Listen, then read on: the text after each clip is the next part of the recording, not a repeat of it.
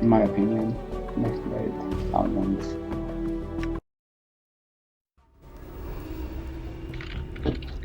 Alright, so we were in the smoldering corpse bar. I don't know about the sound though.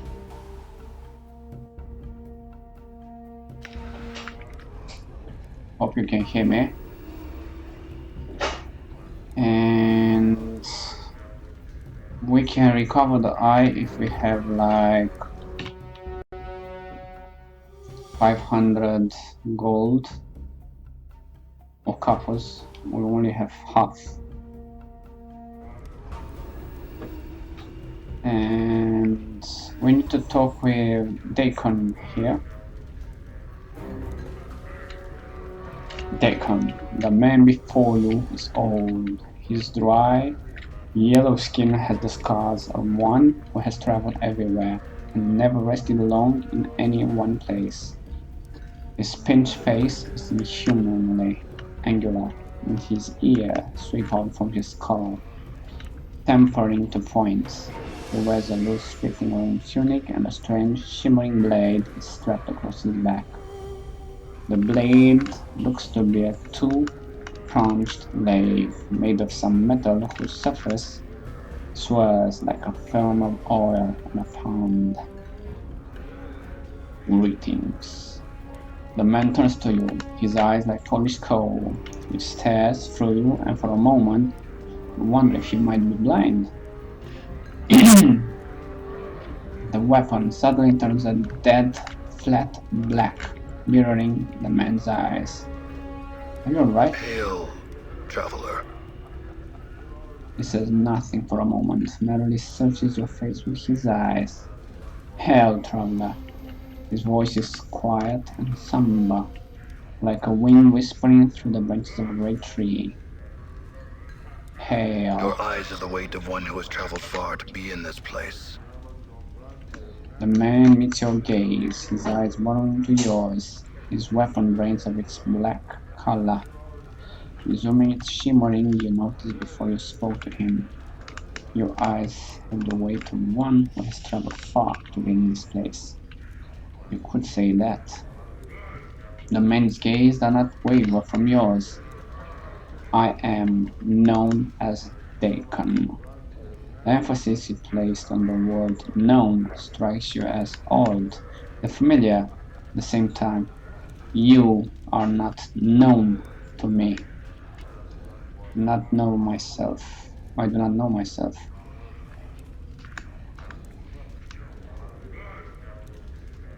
That is for the best. In knowing yourself, there would be little in the plains left worth knowing. He falls silent for a moment, still studying you with his cold black eyes. I would know why you have come to the city. I'm looking for answers. I have many questions. Speak your questions, I will hear you. Your features are familiar to me. What are you? A Getzerai. A Getzerai? A Getzerai is one of the people. One of the people? A Getzerai. Yes, but what are the Getzerai exactly? dak'kon is silent for a moment, then speaks. Our history does not need to be made known to you. We would bleed to death one time's blade before I recite the fraction of the histories of our people. You need to know your histories, but I would know of your people as they are now. dak'kon is silent for a moment. Know this and accept it as an answer. We are the people who make our home upon the shifting plane of limbo. With a deft motion, dak'kon slips the blade from his back and holds it before him. Wait, see what happens. There, we mold a matter of limbo with our minds. So limbo is the weapon. We forge cities with our thoughts. As you watch, a series of rippling waves of metal begin to roll forth from the center of the blade. The pitch and crest of the waves match the inflection in dak'kon's voice. In its chaos, we dwell, with only our knowing to preserve us. We are the Getzerai. What is that blade you have? You've moved, shifted in response to your voice. It is a Kara blade. It is an object that lets others know the rank of the wielder. Kara, what does that mean? It's made out of strange metal. It's almost simulating the way it shifts back and forth. Dak'kon falls silent for a moment as if searching for the correct words. In your tongue, the closest translation is chaos matter. The people may shape it with their thoughts. The people, the Getzerai. You see the Getzerai can shape the Kara with their thoughts. Kara is not shaped by heat, but by knowing oneself. It's a mirror that reflects the will of the wielder at surface and its edge. One known themselves, the blade is strong, harder, and stronger than steel. One does not know themselves, the blade is as water, formless and weak. Are you willing to sell it? What rank does the blade signify? Are you willing to sell it? It will become as nothing in the hands of another. The blade knows my mind, and I know its heart. We die the same death.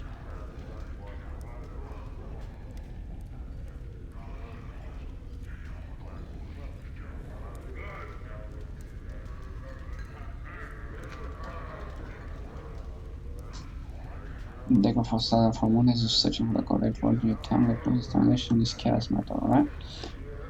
Check with their thoughts. What rank does the blade signify?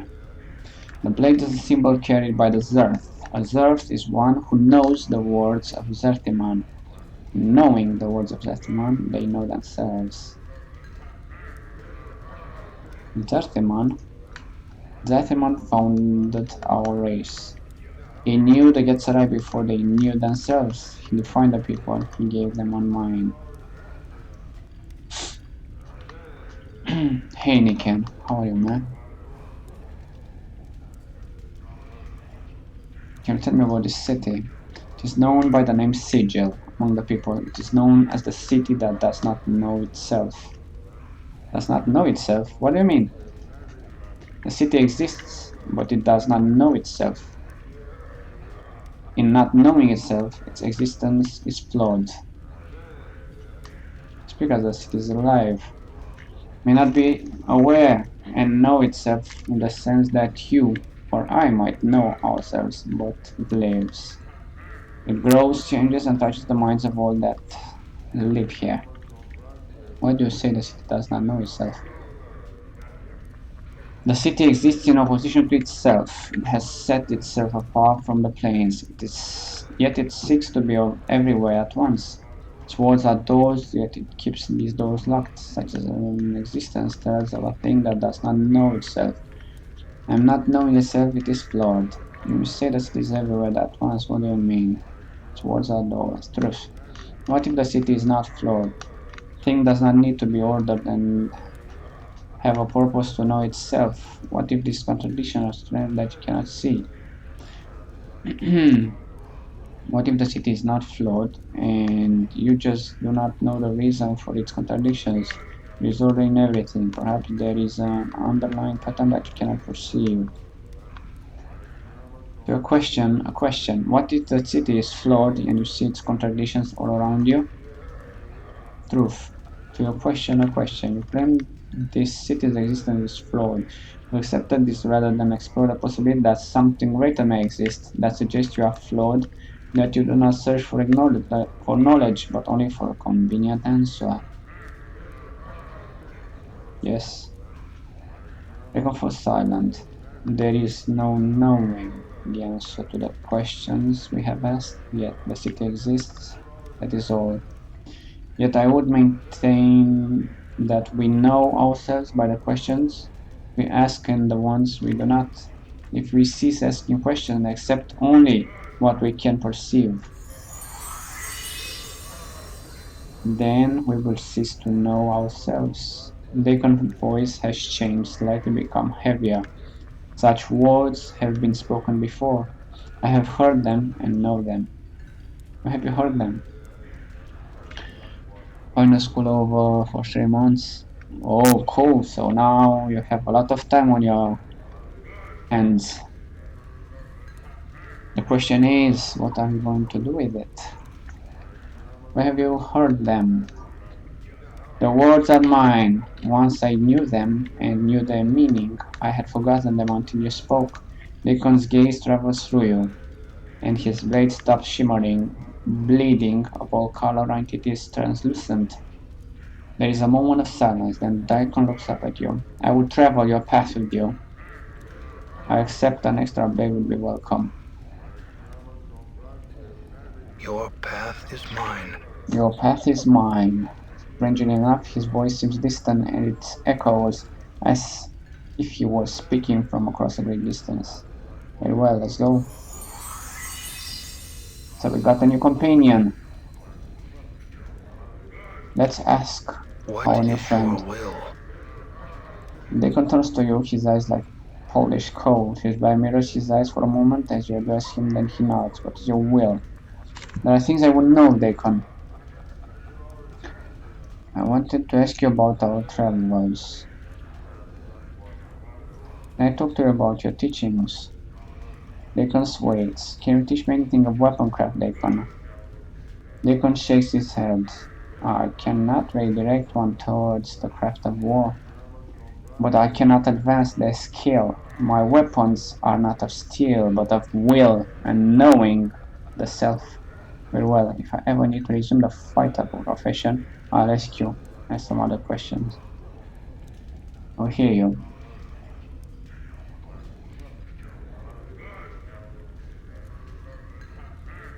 What can you tell me about the city of Sigil?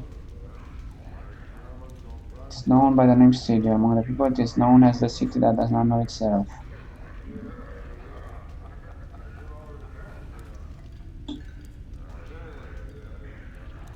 The name of a man named Farad. The one is not known to me. I lost the journal. Don't know where it might be. This is a crazy question, but anyway, the location of such thing is not known to me. Some other questions. Can I talk to you about your teachings? Can you teach me anything of the art, Dakon? Know that I am not a teacher in this, but know that I may serve as a guide. I do not know how humans come to be versed in the art, but when you learn the art, return to ask again. I'll ask again when I'm a mage, then. In the meantime, I have some other questions instead.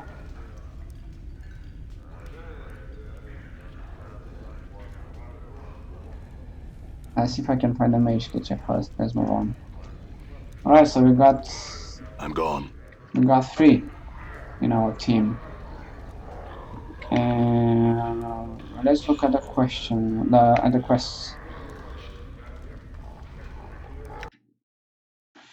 we need to find Farad. We need to find our missing journal. We need to find the source of Farad bodies. Resolve a bar tab. Mokai. Find Craddock, Phobe, and the sender also.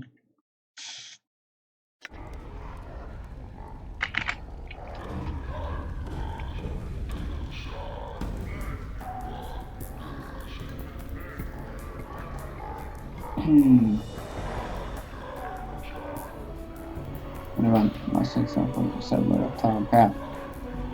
Eventually, the handler station becomes full-fledged anxiety. What are we going to do? Let's keep it there now. I avoid it. Can you spot me just 10%? I'll give it to him and know that the rest. What we need. I think I need about 100 coins to get started. I'll in the money here. I'll in the money, but I don't have it. That's more question. Let's keep another solution. Wait. Just want to decide name. Sure, just kill me. I'm bad. So we cannot talk with Ignace here. This crackling beloved creature twists slowly above an iron lip upon the floor of the bar. It had once been human, but now its skin is charred beyond recognition. Streams of fire come out right around the creature's body. The flames lick at the few remaining pockets of flesh, causing them to bubble and run like wax. Now the creature's skeletal frame. Greetings. The thing makes no response. Breathing slowly with the flames, it lives, but it does not seem aware of anything other than the fire that surrounds it. Skin is flame, its heart is flame, and you know, within some shadowed corner of your memory, that this thing is dangerous.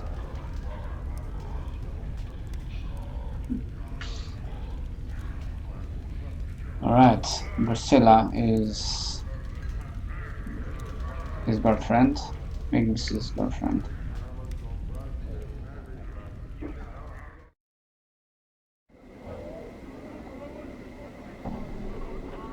So it's dark, it's dangerous, and there might be some evil creatures here that want to kill us. This one will go to dak'kon. Come on in, Cutter! Come on in, And Cutter! Harbor Harlot Collector. Maybe this one knows where far it is. This one is direct. Oh, I already spoke to him. More money. Come check with me. Look at that. No. Working well.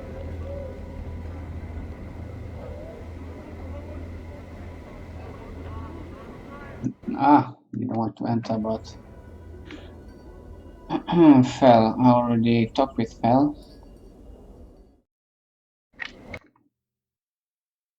So we need to go even deeper.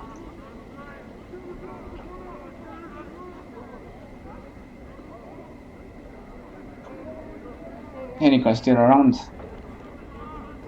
You check the game, the free game now. Payday 2. Maybe we can play together. Me, you, Job Gets, and Thunder. Start the dog barking tag. Oh, this wild-eyed man is hunched over, barking and howling at the top of his lungs. Beneath his thick, matted hair, you can make out a series of strange tattoos. They run the range from screaming faces to bizarre geometric shapes, what appears to be lines of words. He's almost naked, but the dirt and filth covering him gives him the semblance of modesty. Greetings. The man whirls on you and gives a long howl. He draws out the growl for a few seconds and starts barking violently at you. In the distance you can hear answering barks.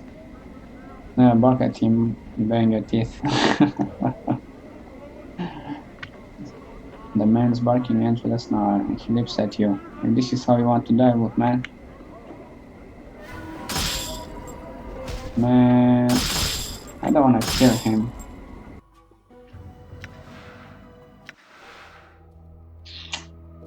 Day 2.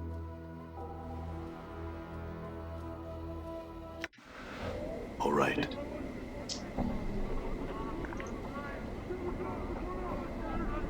Long for long howl. The man whistles he hears your howl, then uses a lopsided grin. He throws his head back, howling with you. Stops a few moments later, then resumes his loafing about, snarling and barking like some curled dog. Now back at him, baring your teeth. And his barking ends with a snarl. He leaps at you.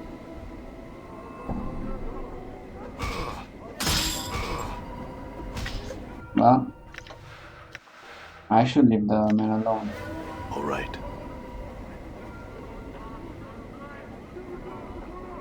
Greetings. Well then. Well, that's a tree with one snap branch too many, Morte. After all, there is no sense in chatting with the ethics chips to the Barney bunch, but I might be able to learn something in Romanian. So I don't have the required intelligence to understand our text. Damn it.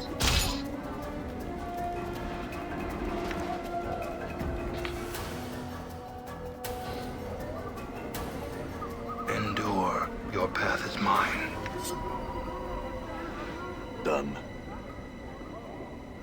I hear your words. Ah, Done. let's check here. Door is locked. What you first took to be a door in this archway is actually a painting. The artist has made use of the shadows of the overhanging arch and some subtle texturing effects to give the door the illusion of substance. Examine the door. Other than the skill of the artist, there is nothing remarkable about the painting. The door has been painted on a rough stone wall. You can feel the stone and mortar beneath the painted wooden texture. We will be back later.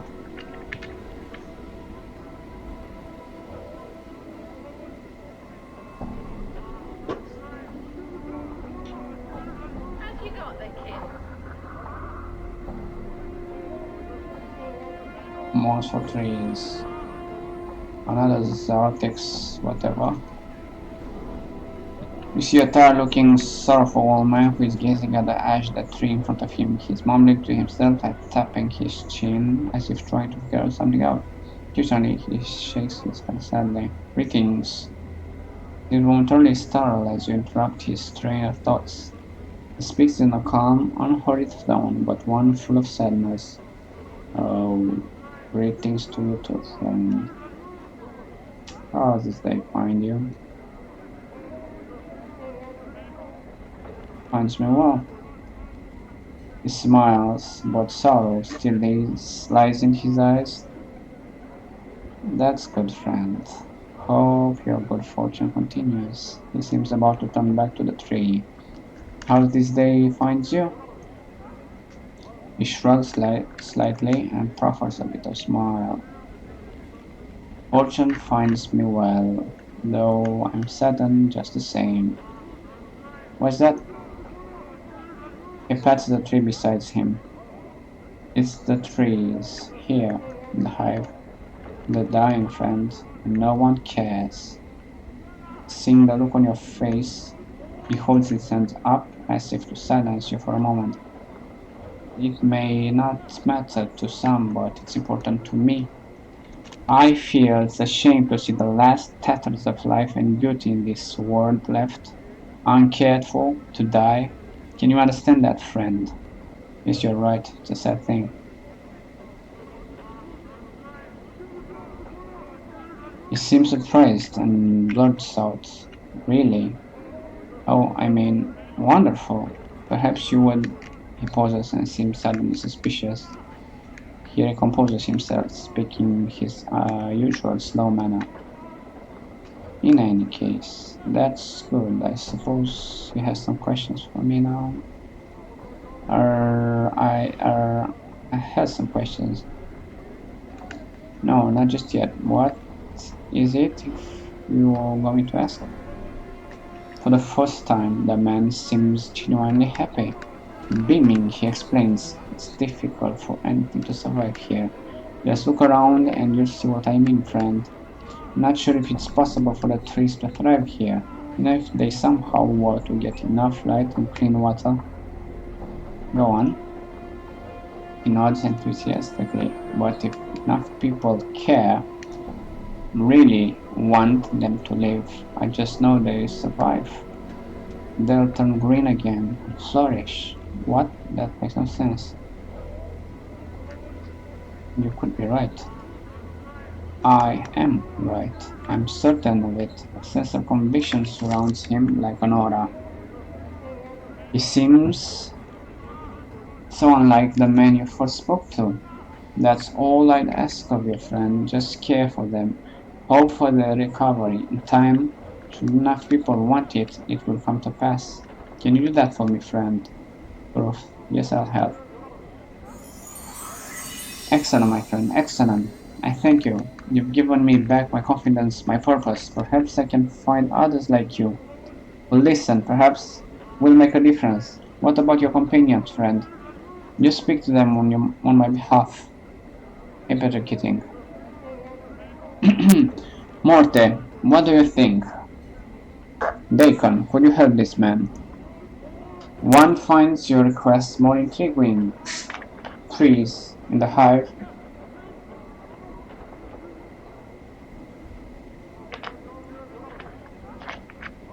Like cities in limbo, they would stand as a testament to the will of the people not to bow to that which would surround and devour them, to take what has been thrust upon them or left behind and make good of it.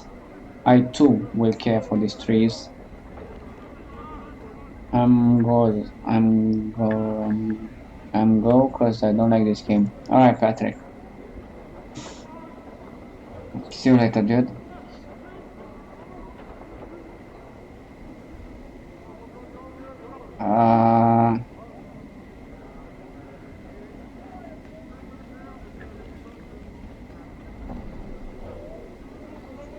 Thanks, Morta. What do you think?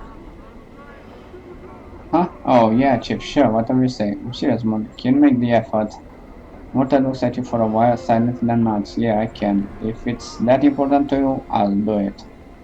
Thanks. I have some more questions, Mons. Any change in the trees yet? Yes, friend, there has been. It's so slight you can barely see it, but look. Fresh sap from the trunk, and a handful of new buds. Only a matter of time now. Thank you again for giving me hope once more. My pleasure. There's some questions. Who are you? I am called Mons for trees by the people here, friend. Other questions. Why are all the trees dying? Just look at your surroundings, friend. Can you imagine anything having an easy life here? Besides the wretched conditions, the abuse rarely come to this part of Sigil. The abuse are the people that care for the city, that construct, that repair, the ones with magical signs over their heads when they speak. Why is that?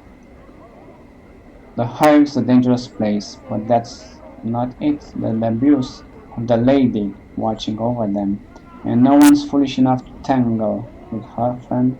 I suppose it's really all on account of hell. I see some other questions. What can you tell me about this place? It's the worst Sigil has to offer, friend. Not much else to say about it, he smiled sadly. What if I was looking for work? The hive, unless you're a thief, I doubt you'd find any. You could always gather corpses and haul them to the mortuary gates. You're that desperate. Kill a dustman, pay a pittance for them there, in an effort to keep the hive streets and alleyways from becoming more foul.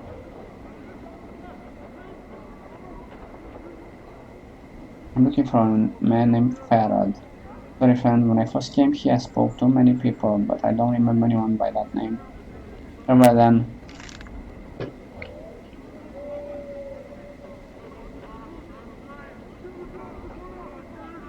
Damsel in distress. This one is really dangerous. You see a pretty young woman. Her hair is in a disarray and the bodice of her dress is torn. She looks about in desperation, then notices you. Greetings. She runs up to you and grabs your arm. You notice the front of her dress is stained with blood. Help me, Kata, please. They're killing my sister. She begins to tug on your arm. I'll help you, take me to her. A look of relief washes over her face. She tugs at your arm. This way, Kata. And this will be... well, you'll see. This is how you survive in the hive. Why not then? Just show it to me. By ambushes.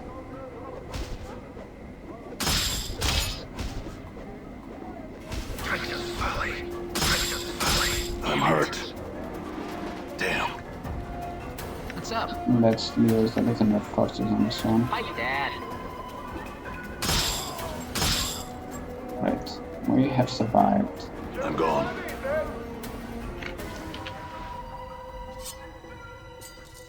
I will slowly recover the life, but Yeah. Sure, why not? Done. dangerous.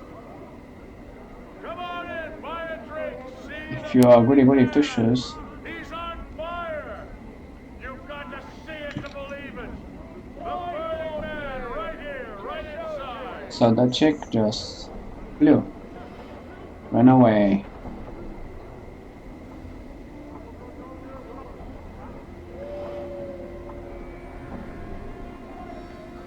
It's too dark in here.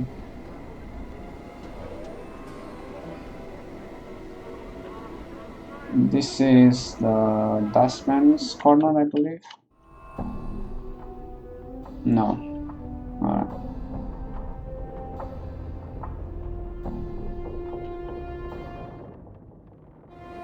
Done.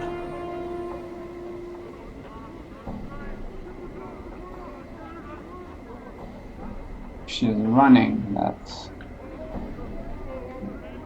Huh? Let's stop him. You know, if I gotta slam my eyeballs against you one more second, I'm gonna puke. All right.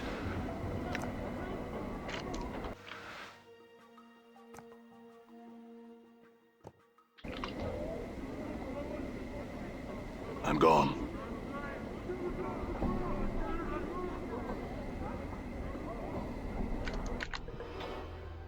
The southern portion of the hive. Quatra's house. Northern portion. Door to tenement of bags. Let's start apart now. So, this could be a battle of some sort. Not such weakness.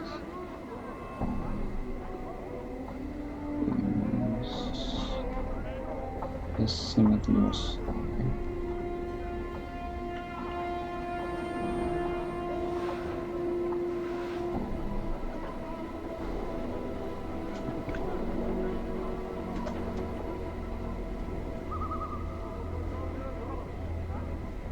Come on Who is this inside. guy? Come see the burning man.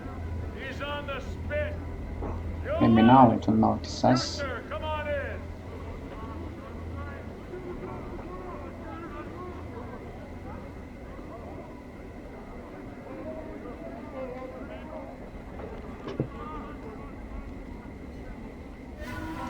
More of them. They want my skin. What? Imbecile. Jesus folly. What's up, Chief? Good as done. I will hear your will be done. I'm gone. Alright, so I believe we have to get out of here. I search everywhere. White oval with black lighting bolt through the stem of the keystone of the Japanese building. What's the word, Chief? The word is Got a perfectly good waist of arms and legs.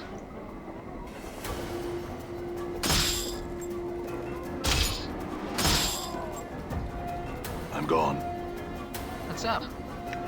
nothing of course on this You one. dog's body.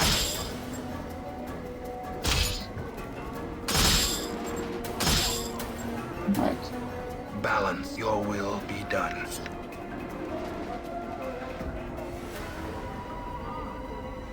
Done. So this is the tattoo follower, right? Yeah. Done.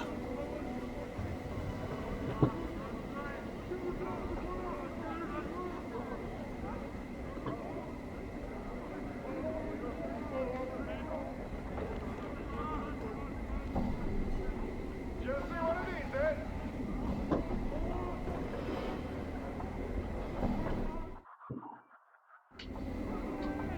So we need to go to the gutters somewhere.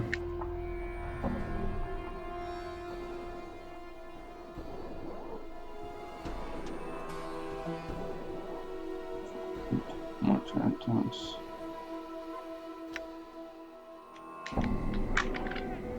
Done. I should never go when it's dark. I thought when it's dark, but anyway. I leave dangerous angles. Dark Elite Shift, greetings danger. Looks like you're in Dark Elite Shift territory now. Looks like you've got a force that could use some lightning. Be better afraid, but enough.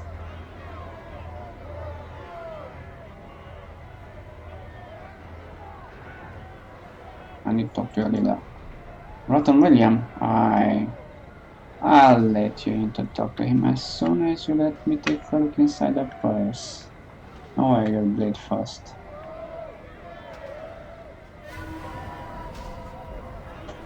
Yeah, it's dangerous to just wander around. Yeah? Slattern. Damn it. Right, so now Huh? we need to cover its back.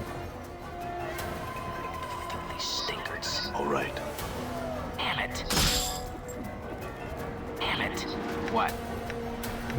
Let's do this Prime one. scum. And now let's do this one. And now let's do What's up, Chief? the back one. Epoxy bastard. And let's attack this one. And now this one. What's the word, Chief? And Ew, dog's body. wait, we don't want to get the shit in the back, you know? And now let's fuck this one up. And this one up. Well, boys, It is I. Your will be you done. didn't expect that, did you now?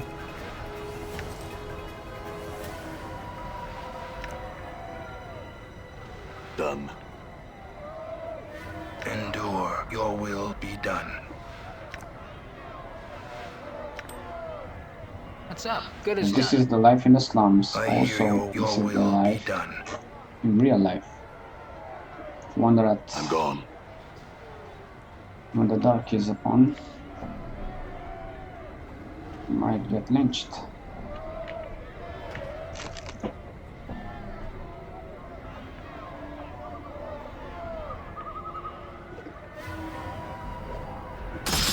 So, I believe we will find Your Parrot will be here. done. This is all that remains of a certain chair. There are still some bloodstains. I'm hurt. Yeah? Balance. I shall serve. Balance. Yeah, there should Alright. be balancing things. Or there will be chaos.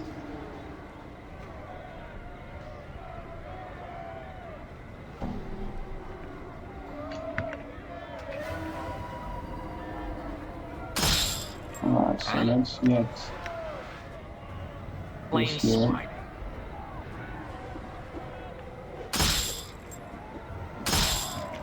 And now let's What? get this dude. And let's try this one. What's up, Chief? Epoxy bastard. What's the word, Chief? What's up? Hi, Dad. Right, Yeah? next. This one. You blathering idiot. Let's attack this one. And now this one. Damn it. Right. It is I. Your path is mine.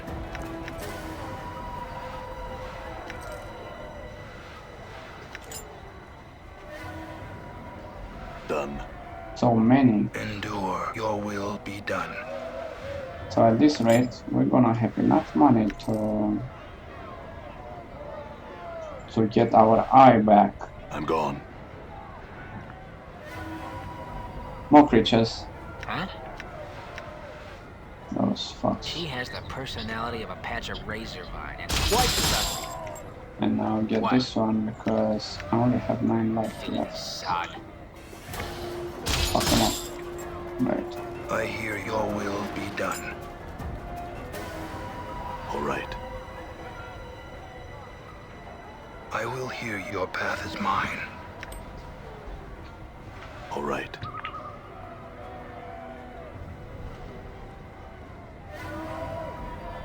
More of them? Yeah. Creeping around in the corners. Rotten William, the boss. So I just attack this. Did you see that? What? Like Latin. Or dead. Or sheer ugliness stabs pain into my Seems eyes. true. Balance I shall serve. Well, I don't know why I Go did attack him, but anyway. Then is locked. No problem. I can use sheer force. I'm gone. Let's force this. Failed.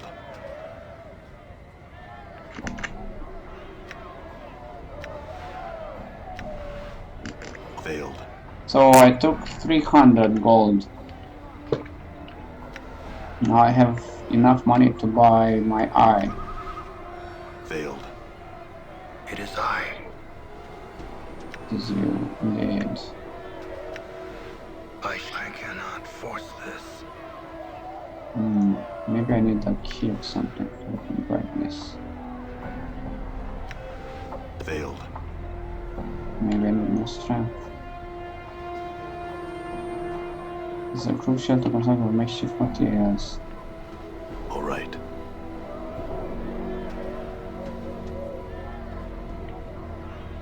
Anyway.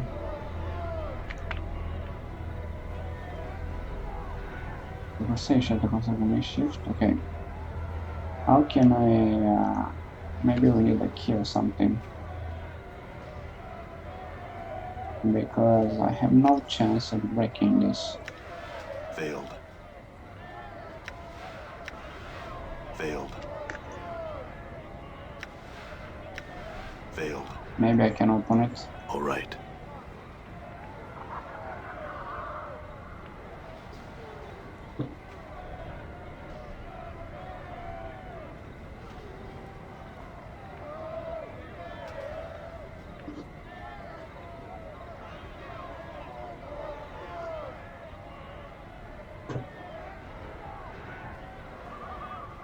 This old zinc building looks as if it might have once been a temple.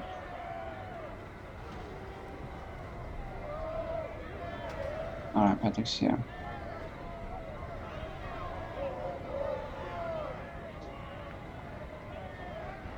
Laser Angel. Would you like to talk or would you like to die? Stand right here. Someone will be coming to talk to you. Count on it and be longer before he shows up. Why not greet him with your blood? Must be some honor right here.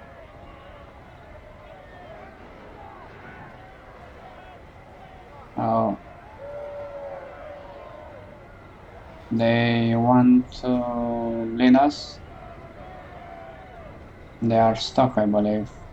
Maybe they can find a path. This is probably the worst place we can be in Sigil at the worst time.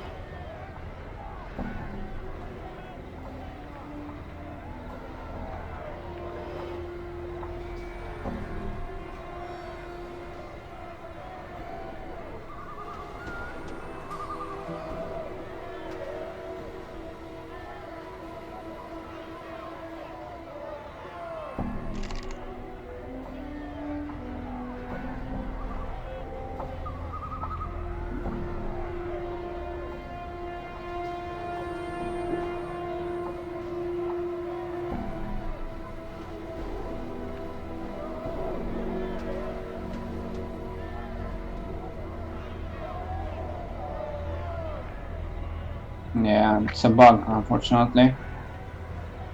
They might have attacked us.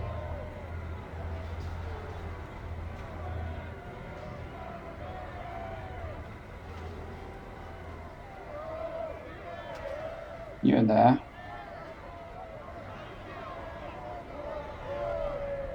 This alley dweller greets you with exaggerated politeness and a deep bow. Greetings, stranger. You've chosen a specious day to pass through our lands that will bear mere 10 coins.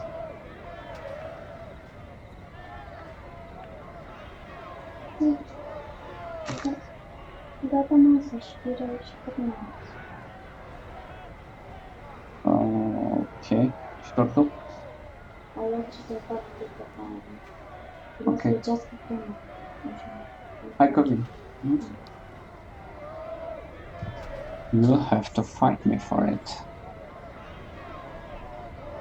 It's a mere 10 couples, it's our territory. I'm sure you knew this was no place for weaklings. You walked into it on your own free will. Now you'll pay the price one way or another. Couple of blood, what's it to be? Not try to coin blood.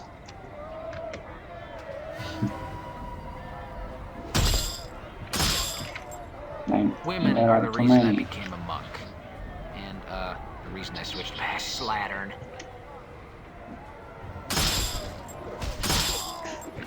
You know what? We should get some female zombies to join this party, right, Chief? You dog's body.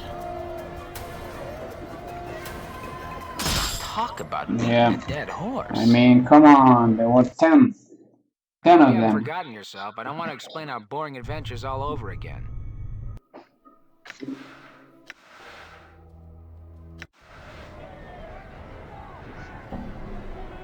All right.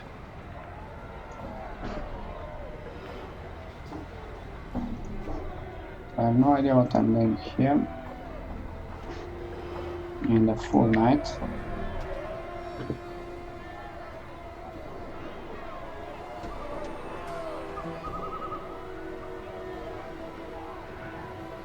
Enough plus works coming in about 3 days. So we'll start tomorrow. Okay.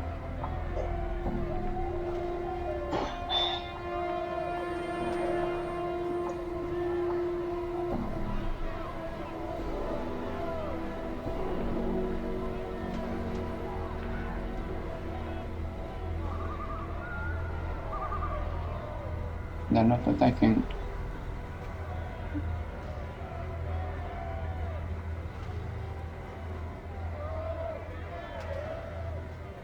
Raise Angel looks off into the shadows while Mom makes a hand sign and shakes his head at you. No, we haven't.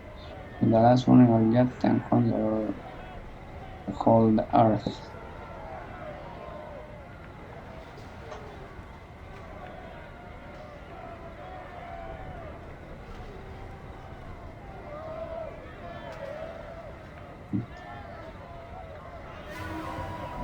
Well, I could kill everybody here. Damn it! Tons of folly. What's up? Plain swine. Yeah? Huh? You know, if I gotta slam my eyeballs against you one more second, I'm gonna puke. What?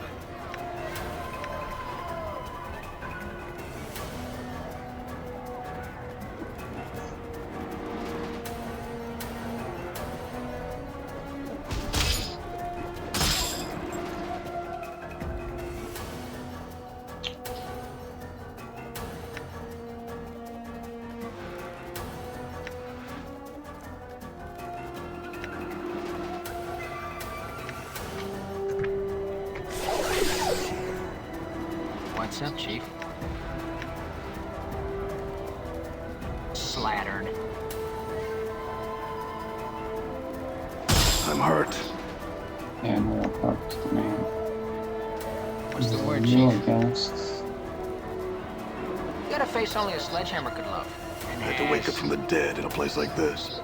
Croc sings true. No more fucking power. What's up?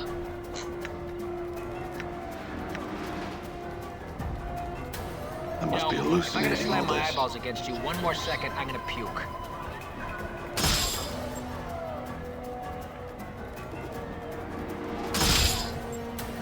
Yeah? You got a face only a One sledgehammer foot in the could lift. grave, the other in hell. Damn. Huh? I wonder what it was I said that made death reject me. Fucking All right. fuck them up, but there are more. Mort, like Latin for death. Oh, it's Mort. Your sheer ugliness stabs pain into my eyes. Alright, come closer. You see that? Endure, I shall serve. This is I'm gone. probably the worst place we can be in Sigil at the worst time. Women are the reason I became a monk. Done. And, the reason I switched back. You know what? We should get some females out. A perfectly good waist of arms and legs.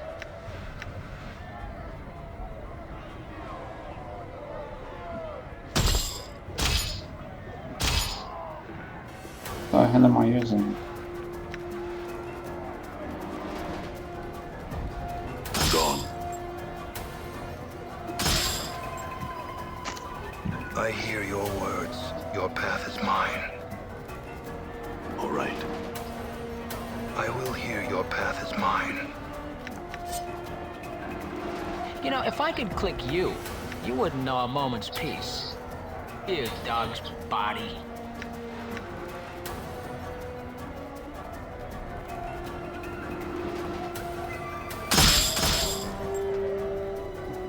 Damn it. I'm gone. Getting Balance, I shall serve. Where the immortal. Done. Can kill everybody. I don't care. What's up? You got a face only a sledgehammer could love. And has... Yeah? Choke on a bone, you witless ape.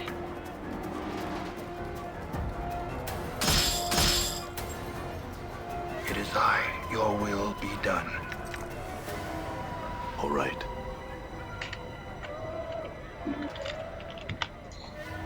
So, we almost killed everybody. Charm of Infinite Recall. Really? Hai capito acum?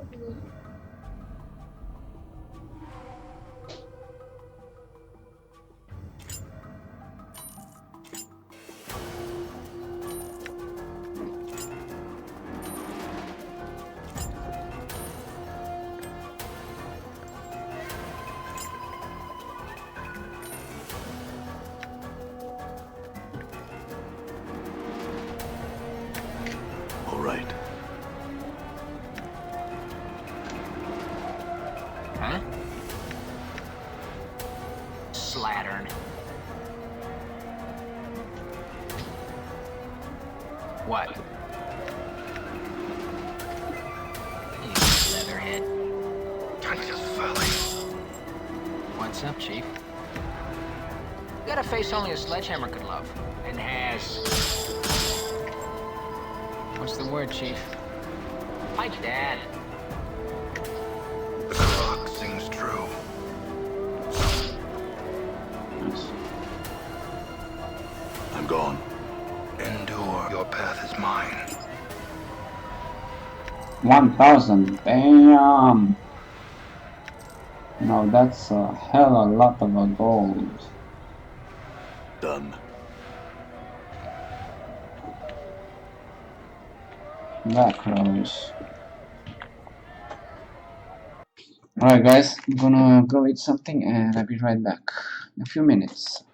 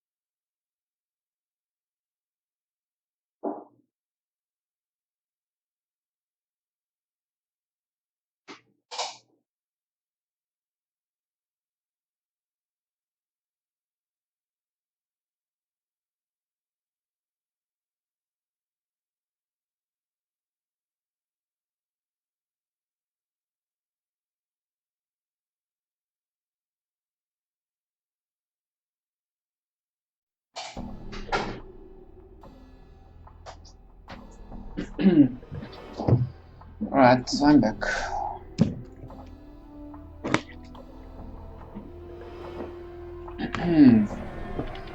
So, we wasted them.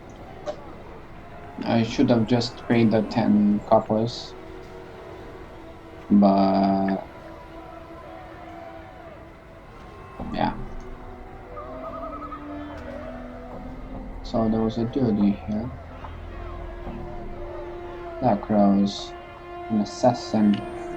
This man moves with a frightening speed, and he seems only half there. His eyes burn out of his gaze, and their madness pierces your heart. You! The voice is like a blast of cold air. Declare your allegiance. Do you hold for good or evil?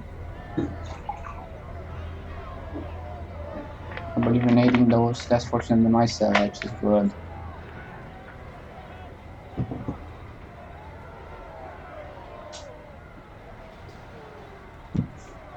Neither is similar dangerous.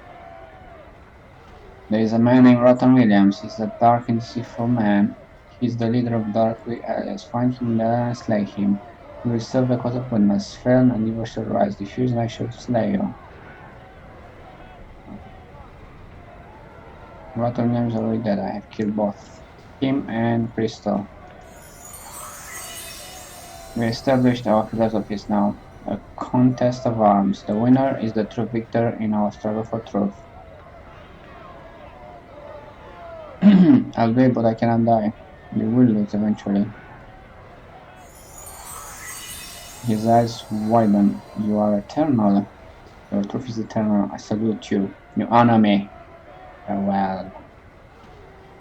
Right.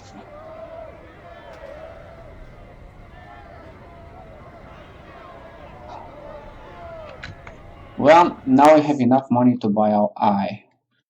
And when I will buy that eye, I will receive maybe more perception. Thermal vision recall. While practicing some mage, students discovering a means to condense and store knowledge into a charm form. This particular charm contains the entire resource library of the famed Charon School of Mages. Fortunately, the effects of this charm are fleeting, and the user is rendered unintelligible for a short period of time. This charm can be used to identify unknown items. It can only be used on the quick item menu on the world screen. If the charm is used, the user must then enter the inventory screen and right-click.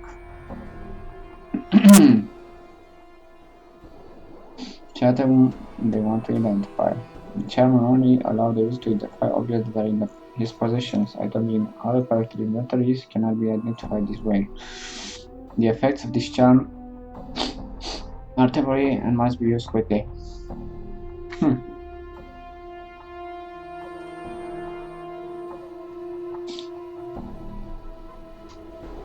Interesting.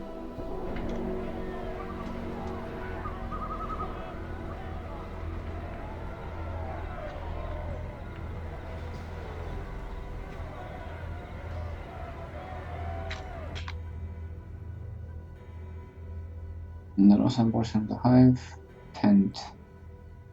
Southern portion of the hive, burned building, tent, and ruined cathedral. Uh-huh.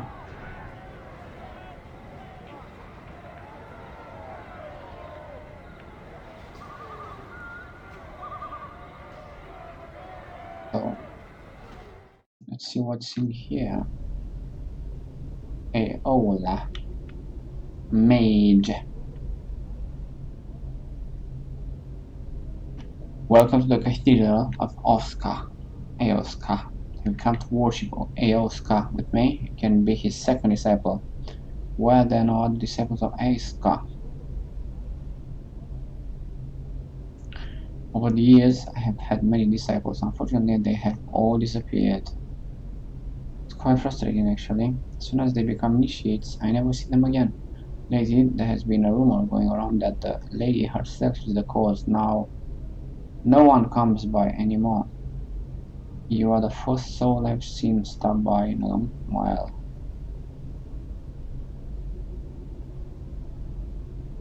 Tell me more about Eoska. Aeola's voice takes on a tone of adulation. Eoska is the keeper of gateways. Within Eoska lies the power of portals, doorways and opportunity. Sigil, also known as the City of Doors, used to be the home of Eoska, until he was cast out by the Cursed Lady. Now there are few worshippers of Eoska here because the Lady forbids it. That will soon change, however, as I help the people to see the greatness of Eoska. She cannot stand against the will of the people. The Lady. Hmm. So what happens if I become a disciple of Eoska? I'm not afraid of anyone.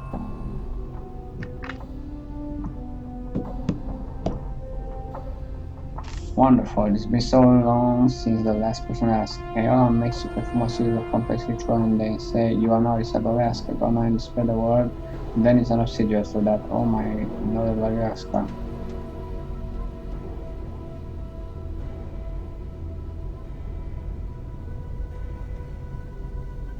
Done.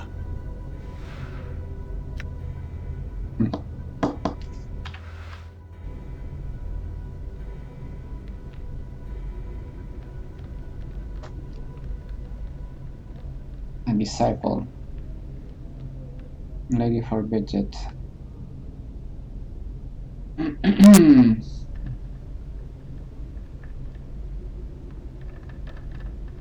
don't know. Do you want to be a disciple of Eoska? Is it good? Is it evil? Ah, fuck it. Let's be a disciple. What happens?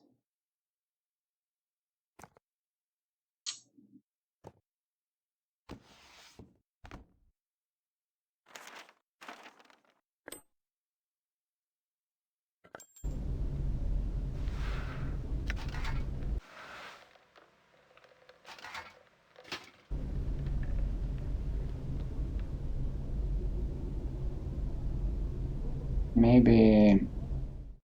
I don't know. Let's see what happens. Green Cathedral, tent.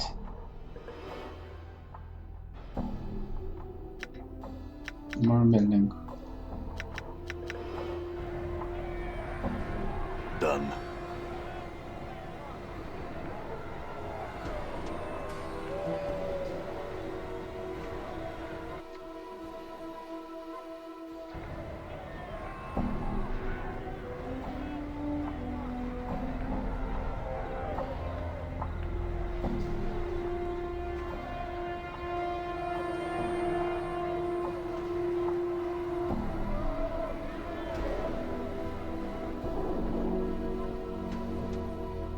Thousand portion of the heart.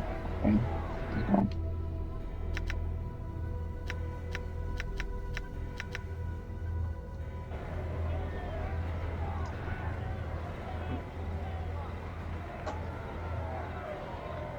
So to find ferrets, we need to go.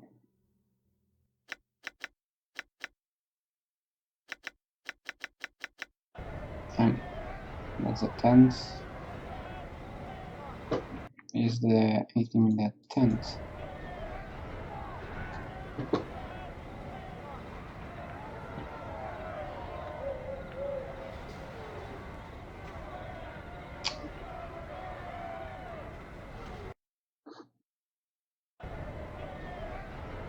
Damn dark to see anything. Look.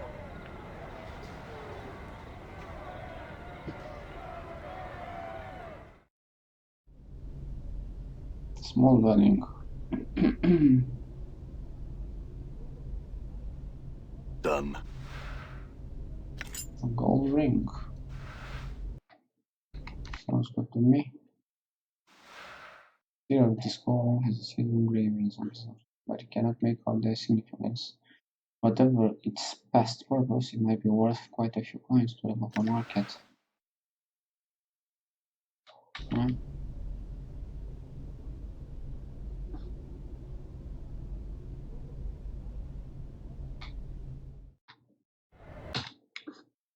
That's a tent.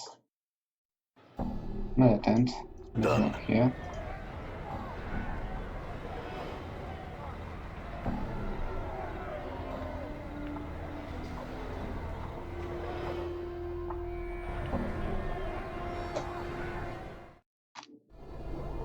It's got to be here somewhere. You seem to have startled her. She probably stops rummaging through the tent and stares you nervously. Greetings. I wasn't doing nothing, I swear it. Why don't you tell me what you were doing? She looks at you as if about to do something and then she quickly dashes for the bus stop.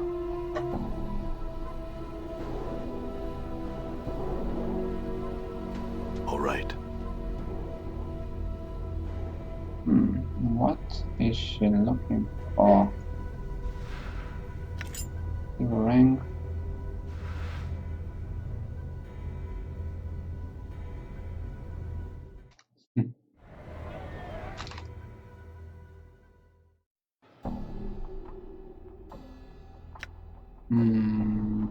I've been here or not?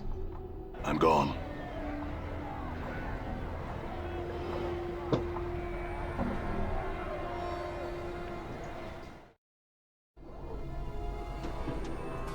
Cameron. Hey, what are you doing in my tent? Greetings. You barge into my tent and wait and all you have to say is greetings. On your way, Bark. I'm gone. No, don't want to get anything you have. So, bye. So Done. let's get out of here.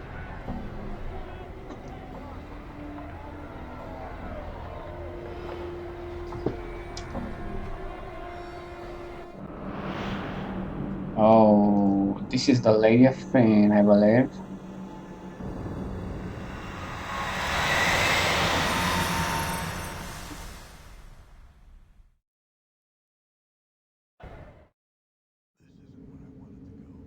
Yep, there's Maze. Done. Well, now I've done something wrong.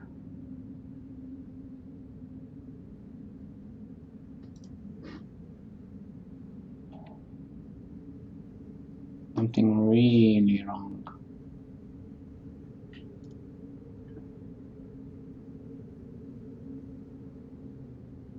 Portal. Another portal. Another portal.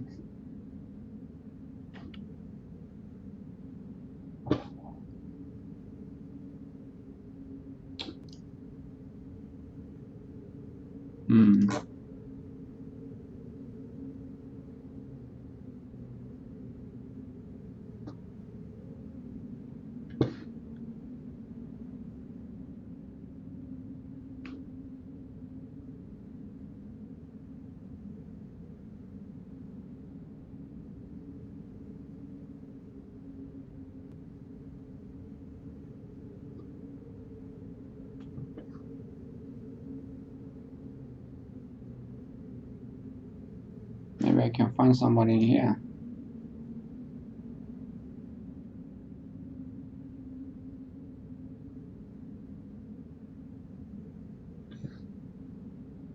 Lol.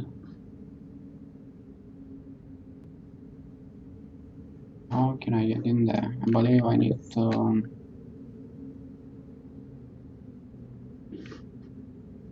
have something in my inventory. junk in my hand.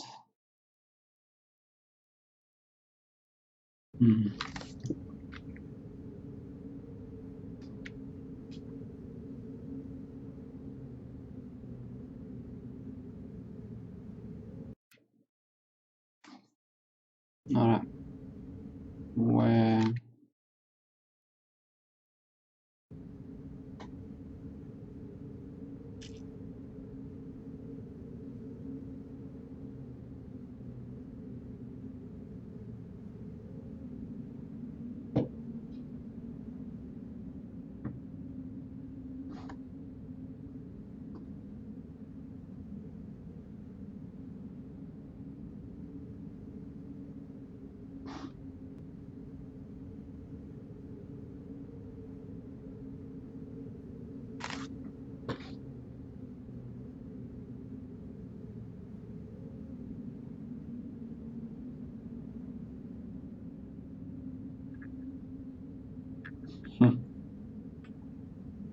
alright.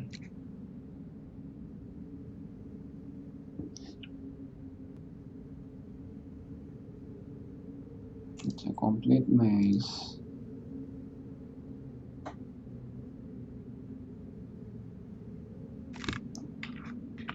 Yeah. What's this? Sledgehammer.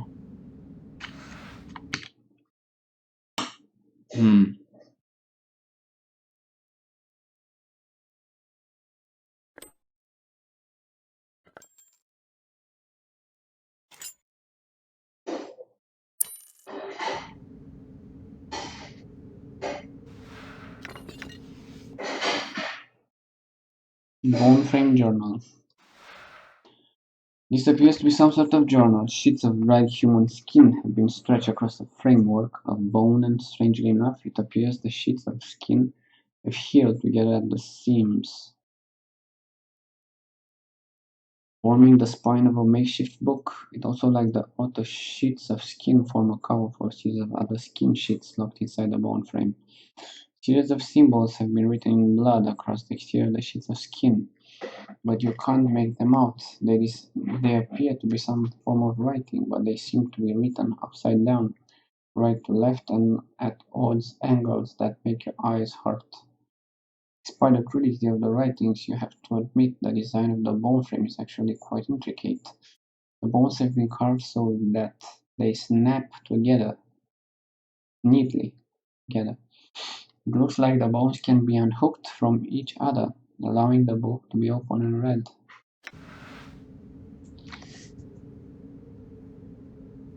This appears to be some sort of journal. Sheets of dried human skin have been stretched across a framework of bone, and strangely enough, it appears the sheets of skin have healed together at the seams, forming the spine of a makeshift book. Within the outer sheets of skin form a cover for the other skin sheets locked inside the bone frame. Examine the exterior. Series of symbols have been written in blood across the exterior of the sheets of skin, but you can't make them out. They appear to be some sort of writing, but they seem to be written down, right to left, and at odd angles that make your eyes hurt. Examine the skin. The skin looks to be the same color as yours. It's scarred gray, the surface reminds you of a zombie's hide, and the page feels more like cursed leather than skin, cured rather than skin. Examine the frame. Despite the crudity of the writing, you have to admit the design of the bone frame is actually quite intricate. The bones have been carved so that they snap neatly together. Looks like the bones can be unhooked from each other, allowing them to be opened. Unlike the bone frame. Unlike the bone frame, which unfolds with a neat snap, you open the book and suddenly the pages they are filled with the same strange series of symbols as were on the exterior cover, and they don't seem to make a sense. Try and puzzle the symbols. Symbols don't seem to follow any pattern, at least any that you can see. The angles on the picture display seem to be completely arbitrary. You can't be absolutely sure. Try and puzzle the symbols again. Then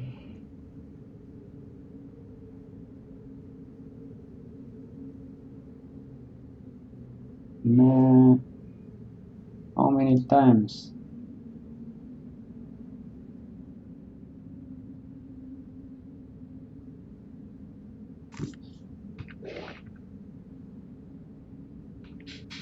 Yeah.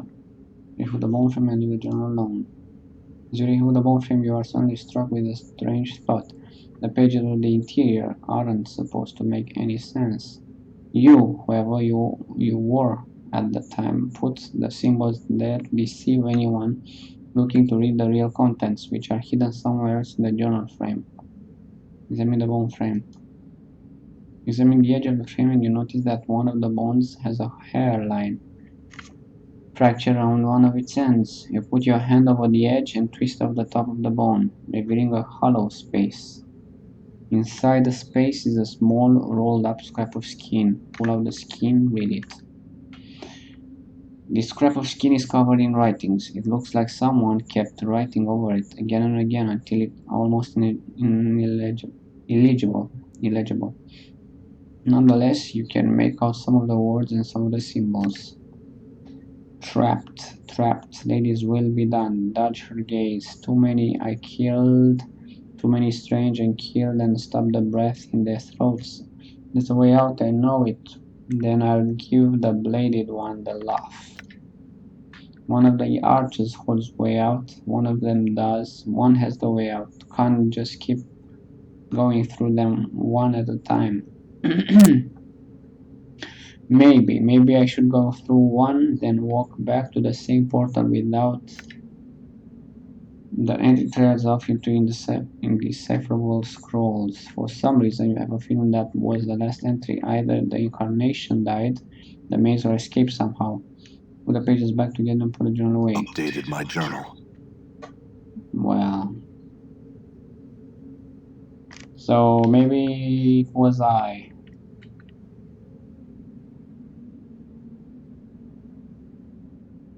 Dang, it's gonna be tough.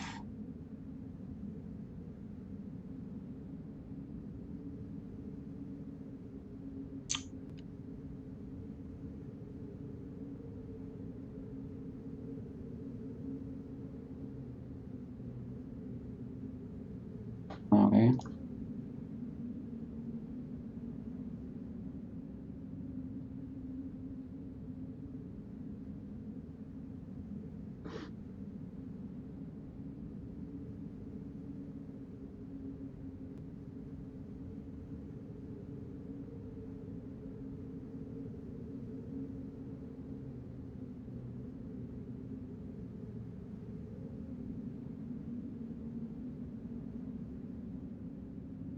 Too many I killed, so because I've killed all those dudes, the lady has punished me.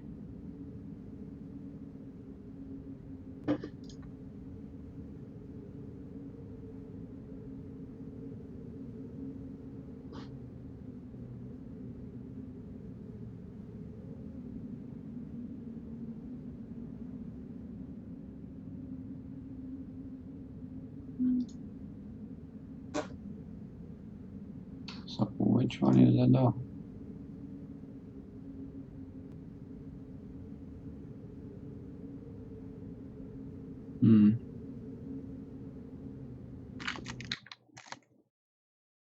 Now that's a puzzle.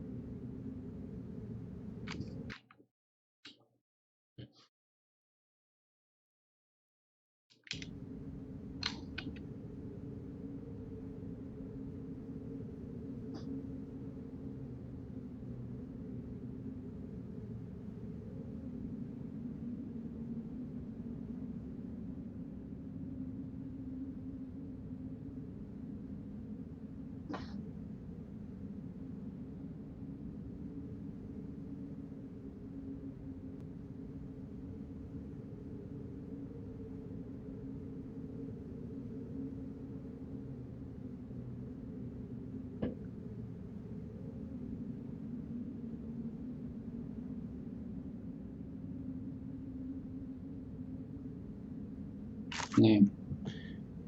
be any of these doors.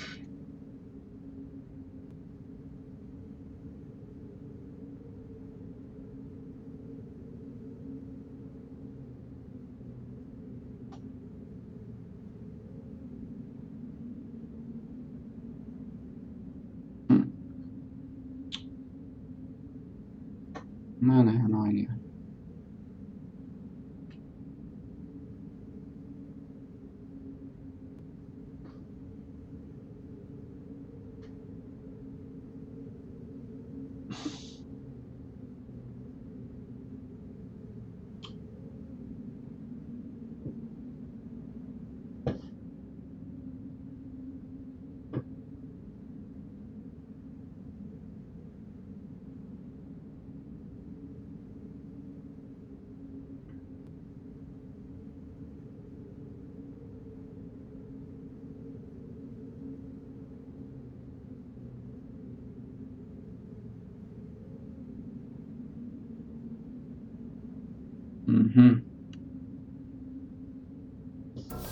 Whoa, whoa, whoa, it's a freaking shadow. Shit. Damn.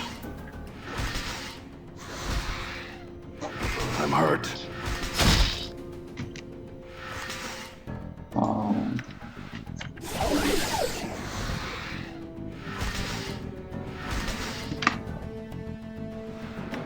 Maybe I can't escape this only in death. Don't let it end like this. Damn. Feels like I've been through a shredder.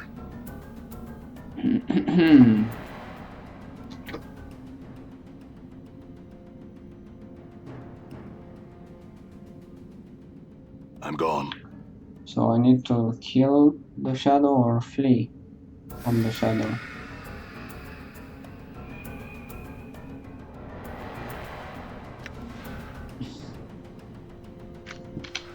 So I found a sledgehammer. Maybe I need to hit it. The freaking sledgehammer.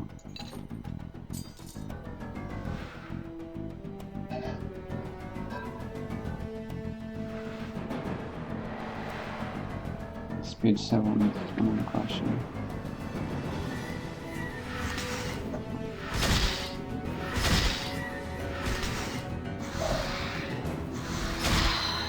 Ha! Nice.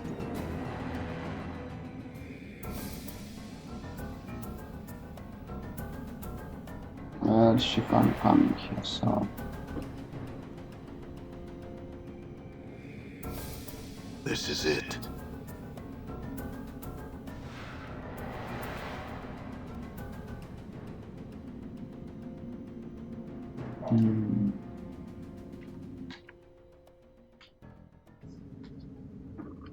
Oh, that's a problem.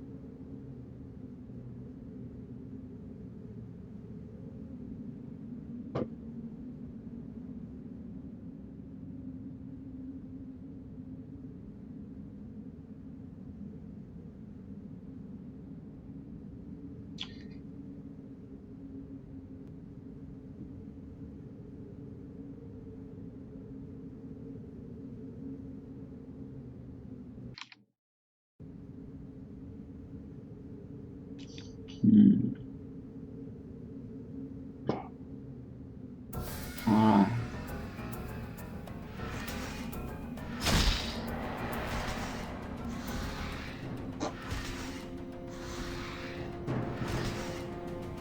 I'm hurt.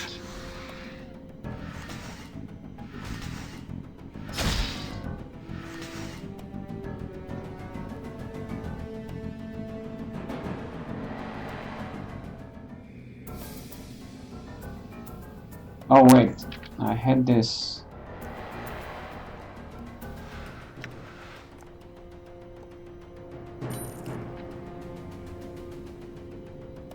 This token.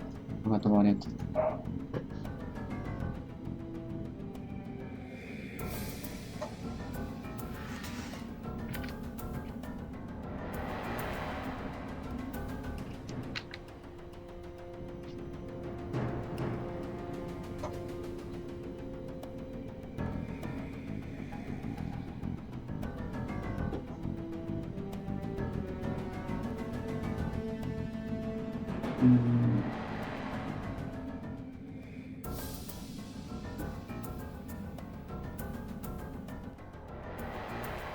And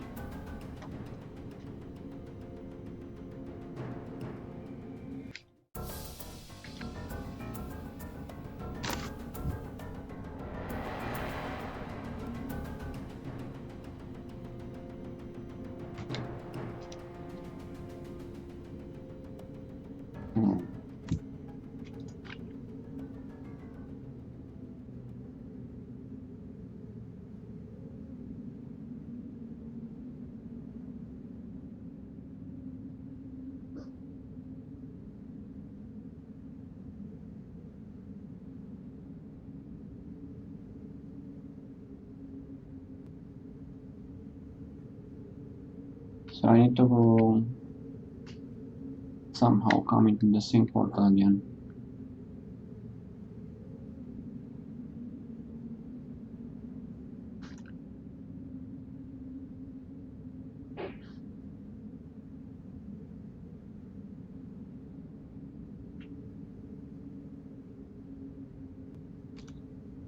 Alex, when did you last hear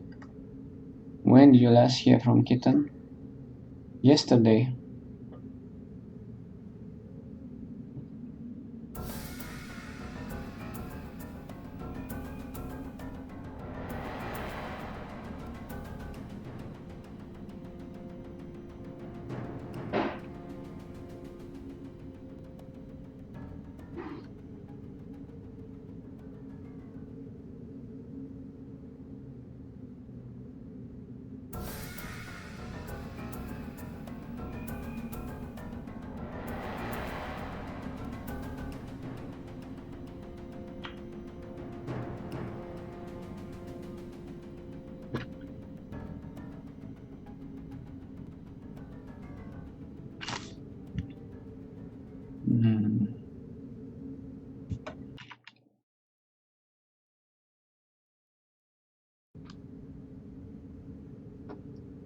Now I have to go back in here somehow.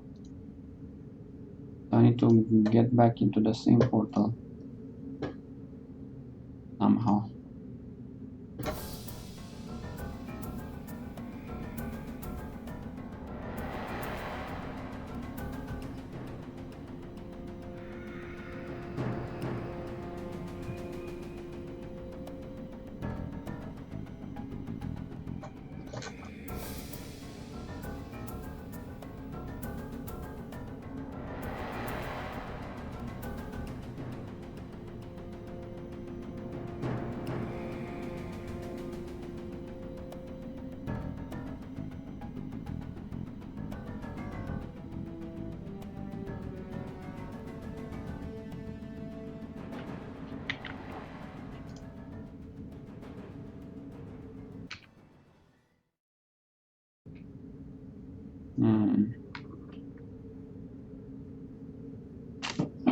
Now I wonder how I can get in there.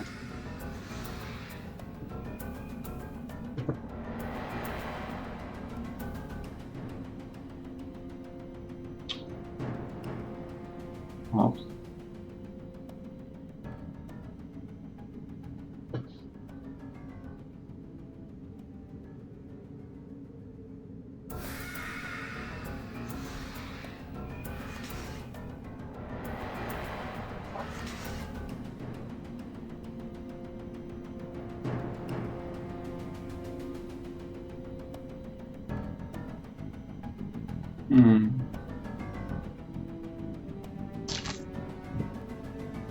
Now that's a problem.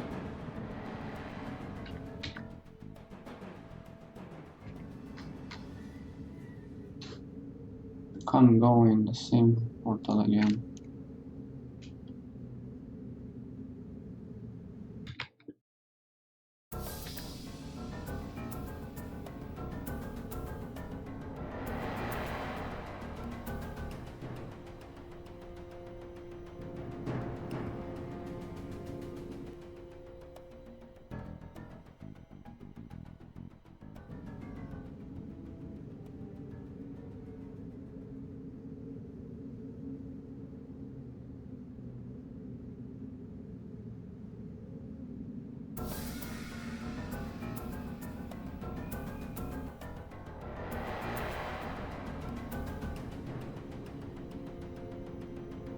Oops.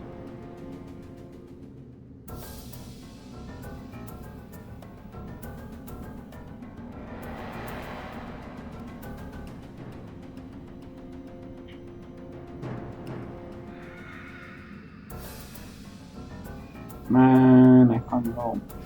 I'm hurt. I'm really hurt.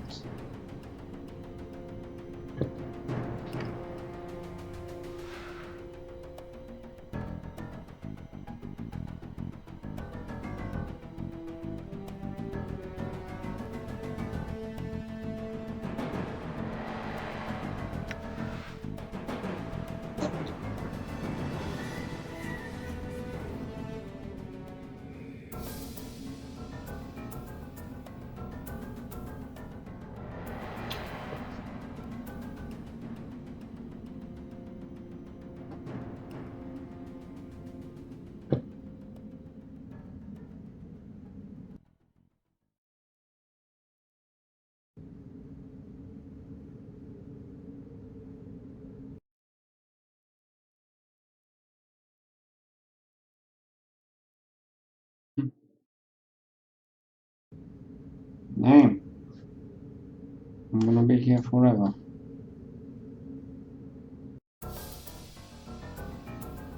Don't let it end like this. Worse than last time. Die.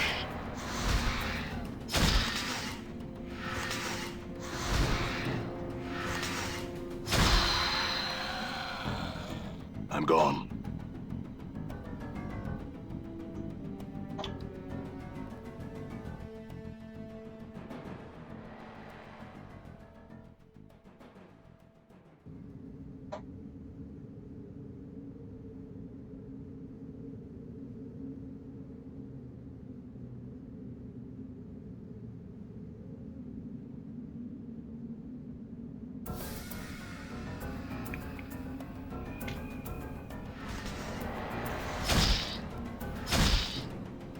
I'm hurt.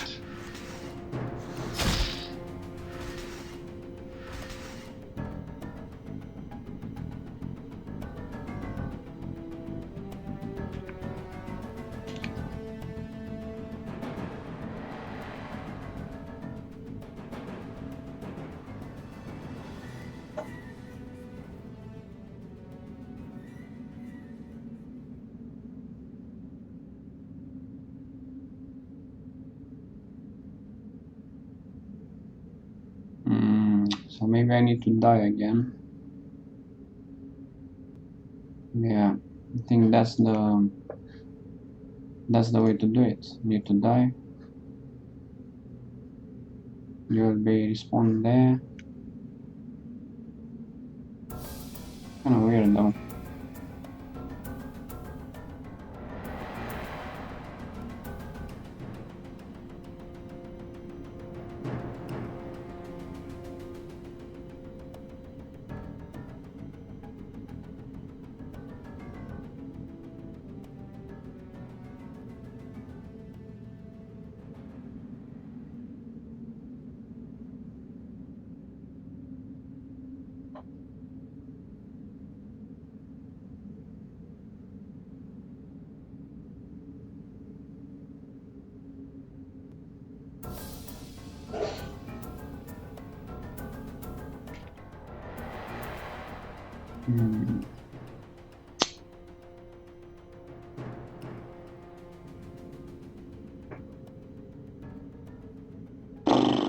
So maybe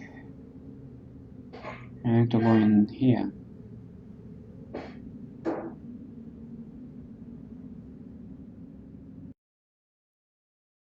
Jeez, I need to find one way, one portal.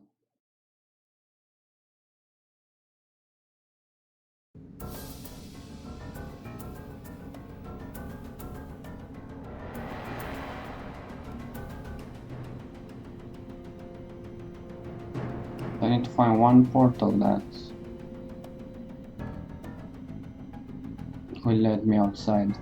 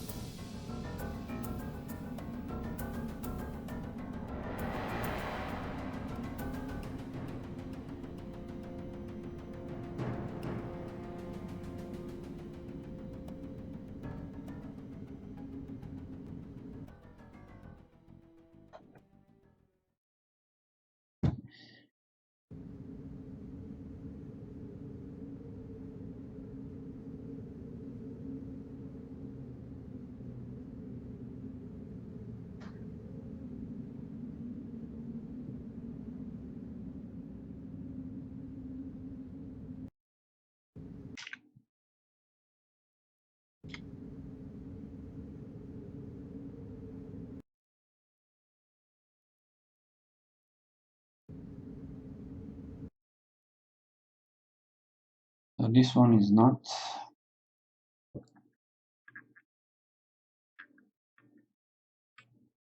One is it? Try this one.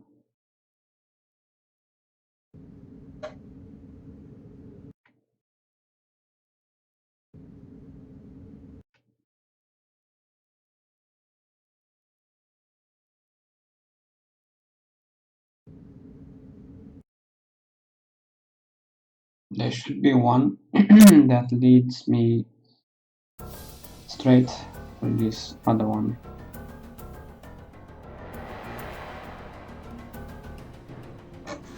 Don't let it end like this. Fuck. Worse than last. I'm gone.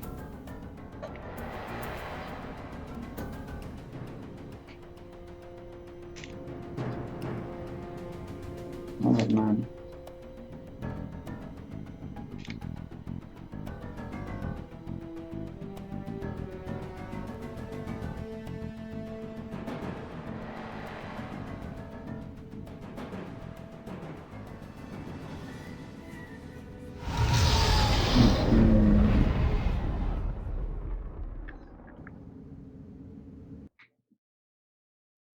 Oh shit, I just unlocked one. Fuck.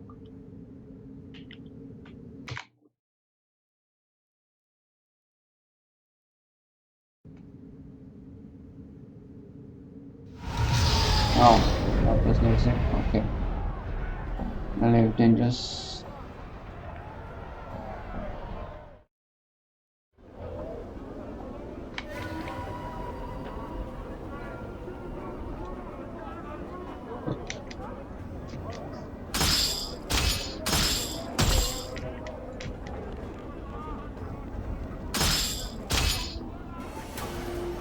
I hear you. Your will be done.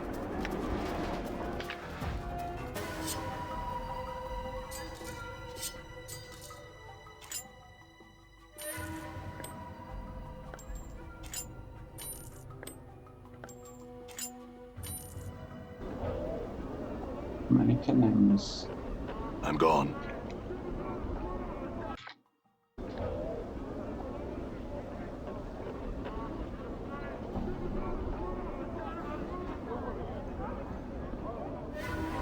What's up? You dog's pain. We're being watched, Chief. Just like natural. Casual.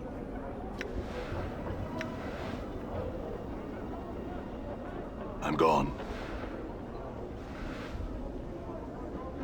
I will hear your path is mine. I'm gone.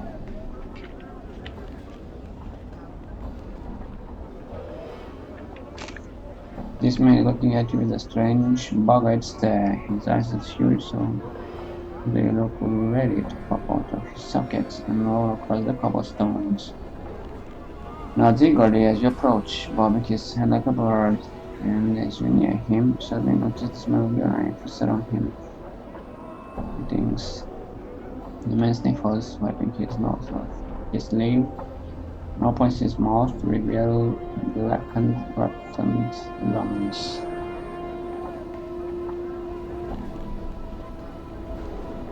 Stories for coins, Sarah. With reflex. It's like the man has been keeping a rotten meat stored inside his mouth. Stories for coin. Who are you? The man snores thick with a living.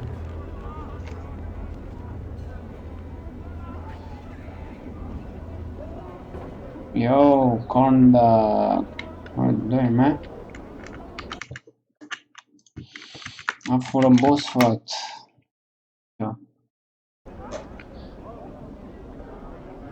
Master typically names who you are. His head does a slight twitch every time he repeats himself. Names, dangerous. You can see at the ground and stirs the dark with his throat. Dangerous. Yo, another new game? Well, it's an old game, this one. It's from 99. But this game, it's unique. It's a unique story and a beautiful story. Amazing. It's like Baldur's Gate. I don't know if you've played it, but better than Baldur's Gate. Continue. What's your real name? My true name. True name. Rickman mumbles on his head twitches every time he says name. True name's a dangerous thing. Gives out the power. He says that with his huge eyes and wags his finger. Your name's secret. Keep it close. Never let it out. What do you mean? Names are like smells. They can track you with them. Rickman coughs. His eyes almost popping out of his skull as he does so. Puffs him to loosen his bowels, for he breaks wind loudly, as if to accentuate his point. If someone knows the true name, it gives them power. Licks his lips, the power to hurt. You know my true name. Updated my journal. Quinn's eyes widen. Seeing his eyeballs bulge even larger makes you uneasy. Then you are blessed. Remain nameless. You should be a spirit on the plains, untraceable, untrackable, unseen, discovered. Smacks his gums sweetly. A name chosen, name given, allows others to find you and hurt you.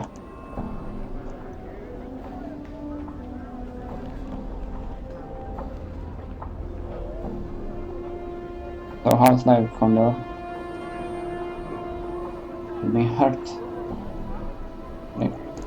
Quinn gives a twitching nod, then swallows himself. Let my name slip once, only once. His eyes film over as if the memory is painful, and less that you're uneasy. Tell you the story I will, but 3 couples must I see. Face splits into a smile as he says the word couples. His reeking breath hits you like a hammer. Very well, here's 3 couples. Quinn gets into a stance, looks left, looks right, then faces you. His face clenches, then with a grunt, he breaks wind again. The smell nearly levels you. But he takes no notice. Cursed I walk the words in splendor. He stands up stiffly, nose high in the air. He saunters back and forth, nodding to invisible passerby. Listen, actually I don't have time for that right now. Listen. Updated my journal. Quinn freezes, his arms akimbo, crossed past with a crossed one. At the looking of a pumpkin, his seeds curtsies. Quinn then thrusts his belly out as to appear fat. Slicks back his hair with his filthy palm so he looks almost bald. He begins rubbing his fingers on his fat belly. He then walks about circling the spot where his stuffy upper-class persona used to be. What a jumble of curses this one was. The sneer and the careless gesture. Requiem tossed an invisible curse at the stuffy persona. Listen. In my name, let it slip ahead, I had. All it took it all. Stiffens up again, inhaled deeply and reaching his upper class persona.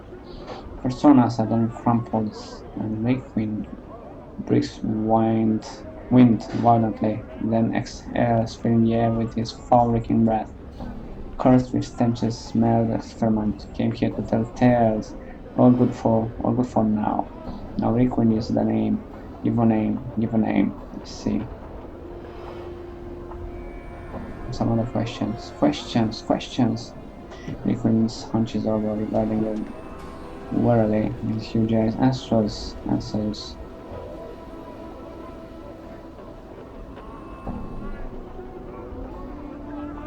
What happened to you? Requiem gets that twitching nod and scratches himself, but my name slip once. Not today. Farewell.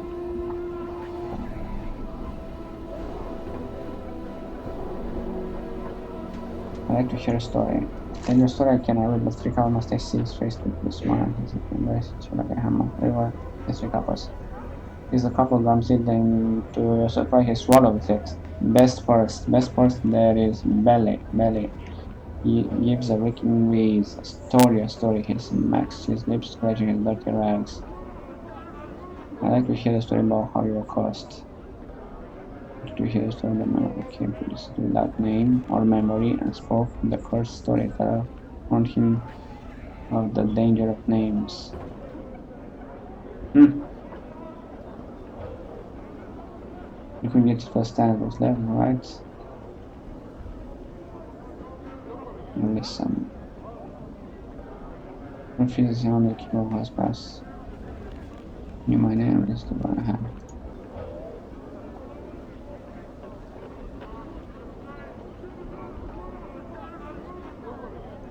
I want to hear the story of the man who came to the city without name or memory and spoke with the cursed storyteller. I mean me. Warned him of the danger of names. If we stop switching and scratching for a moment and stares at you, that tale costs nothing, for it is worth nothing. It is worth nothing that it would be a sad tale indeed. Nevertheless, I would hear it. Where would such a tale begin? Requiem grunts, then gives a reeking wheeze that makes your eyes tear up.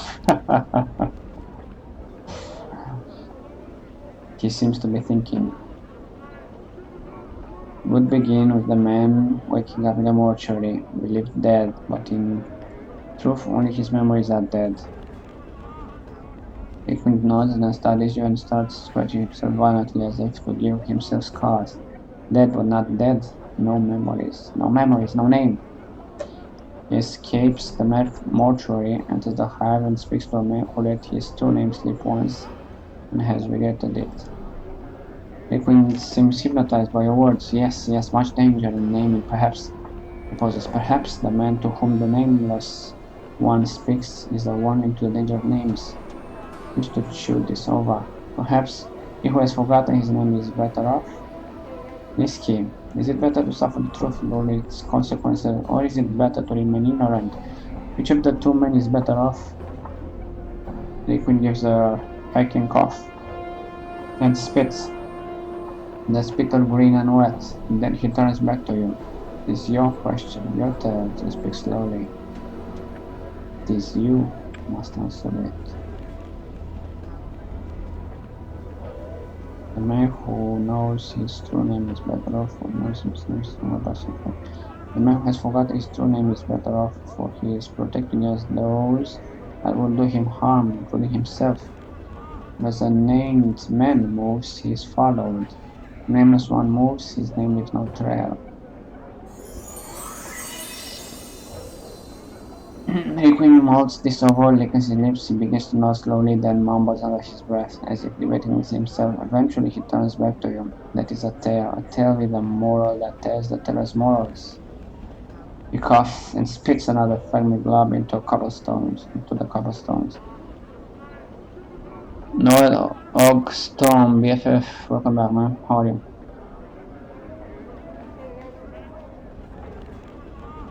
A tale that will answer itself in time. In time. Proof. Perhaps what happens will happen. It may be that this tale has no answer. Must have an answer, and every tale has an ending. I will refuse to accept it any other way.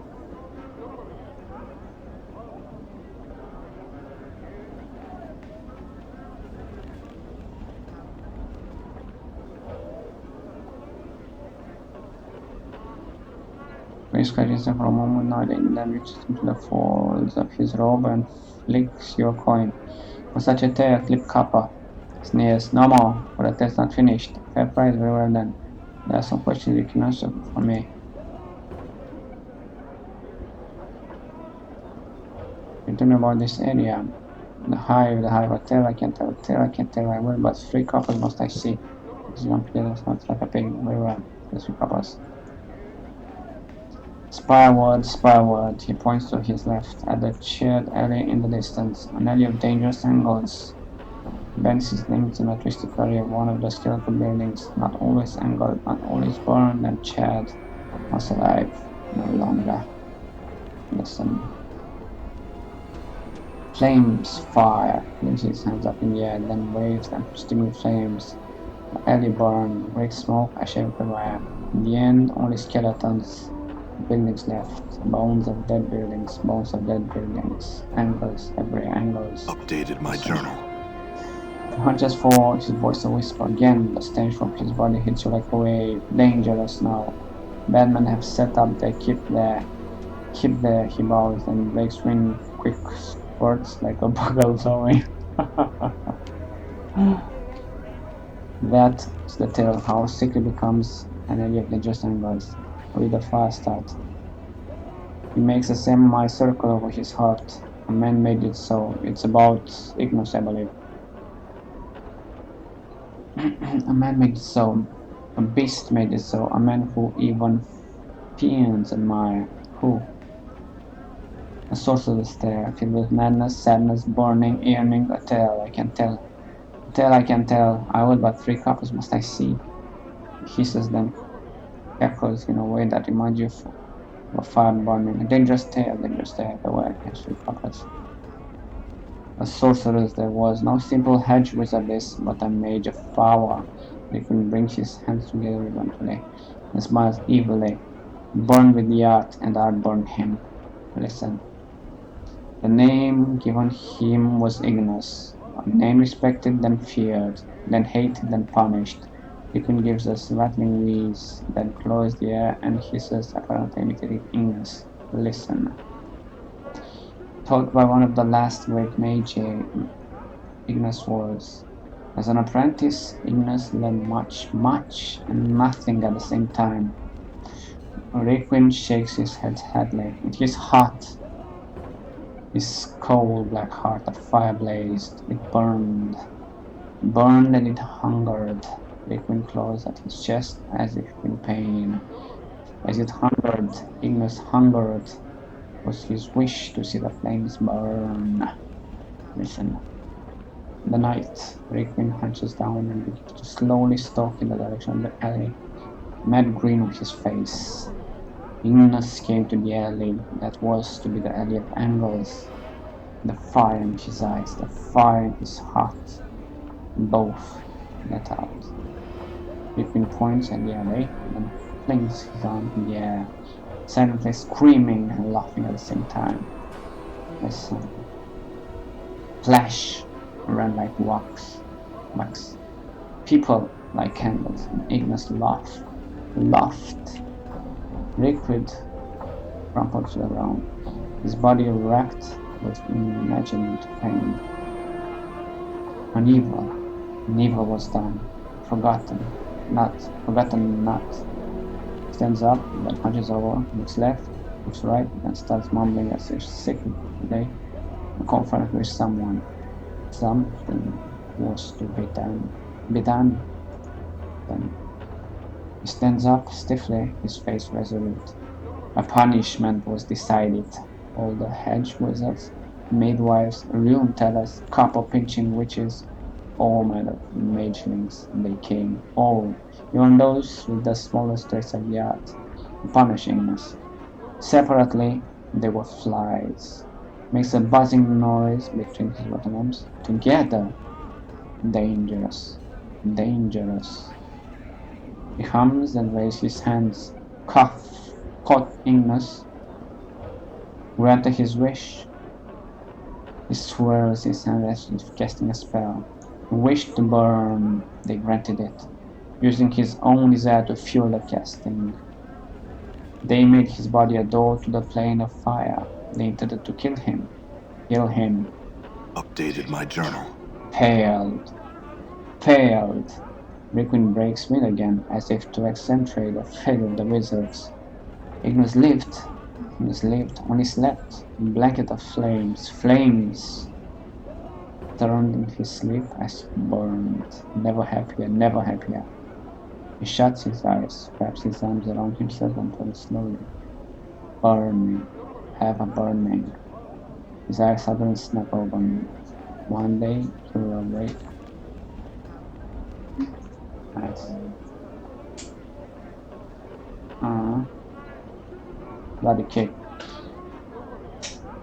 One day he will awake, and then the plane should burn. Unfortunately, I have another question for you. Can you tell me where I can find someone in Farad?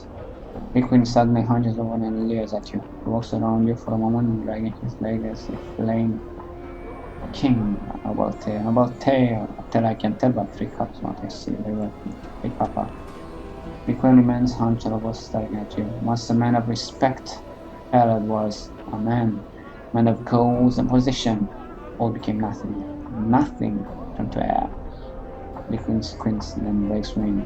In the air, with a gut-churning smell, turned to air and stink. Liar, cheater, man who twisted law, Farad was. Hunches over as if writing at a desk. He writes for a moment, then suddenly stops. Rain. Okay. Then one day, he found that he had twisted himself. Such a liar he had become, that when he died, he was to go to a horrible place. Liquid shakes his head suddenly, and hunches over again and looks wildly in all directions. Farad would not accept it, would not. He had cheated others, he would cheat his fate too. He read Darwin books and consulted seers. Requiem stalks back and forth, his hand over his eyes, as if staring off into the distance. They told him that only in trash could he find that which would let him cheat his fate. Requiem breaks wind again, then gives a reeking cough. Perhaps they lied. Updated my journal. Requiem stands up stiffly, then begins to fling off imaginary clothes. With every piece of clothing he throws away, he becomes more hunched. Farad threw away his position, his goals, and took up a new title. Requiem stops, then leers at you, claws at his rags, shaking them, and became a king of rags. He would rule the trash, have his subjects search it all, and find that which he needed. He shakes his head. He looks even now. Do you know where I could find him? Requiem shakes his head. Lives among the rags and trash. There you will find him. Find him.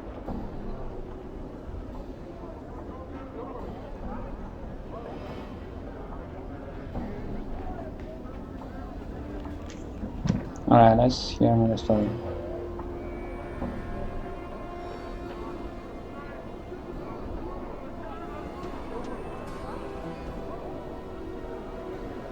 Wait for him to choose a story. A sorcerer there was, no simple hedge wizard, but a mage of power and rings.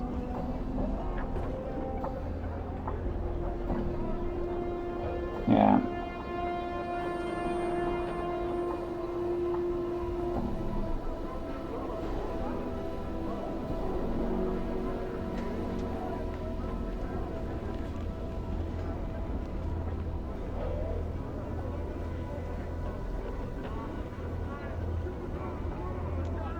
Hmm.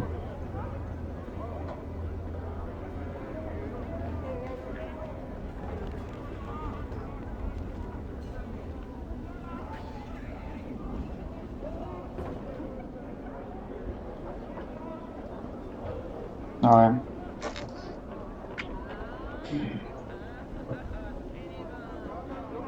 Craddock. You see a huge man watching the area with a tight-lipped frown and narrowed eyes. His hunches slightly as if laying a heavy load on his shoulders. A pleasant smell of sweat and dirt wafts from his clothes.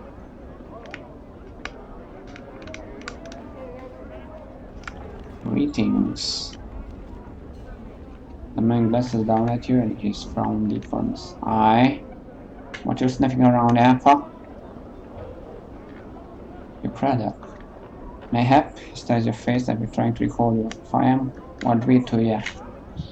I come with a message from Van the Sender. The message states, the shipment has been cursed. By the third day there will be a penalty. By the hells, can they be such fools that they think we can miracle it there? Alright then, the message has found its way to the right ears. For all this good we could do. What's the problem? Look around, yeah. Craddock nods at the labels in the marketplace, then scowls. These laggards and half-wits can barely keep up with the load as it stands, and now it needs doing half the time. Do you need any help? I'll tell you what I need. All my men to show up from work. Jedi's gone missing since this morning, and I need him back now. Jedi, where did he go? I know Jedi. That hybrid goat is probably passed out on the street somewhere by the smoldering corpse when he should be here.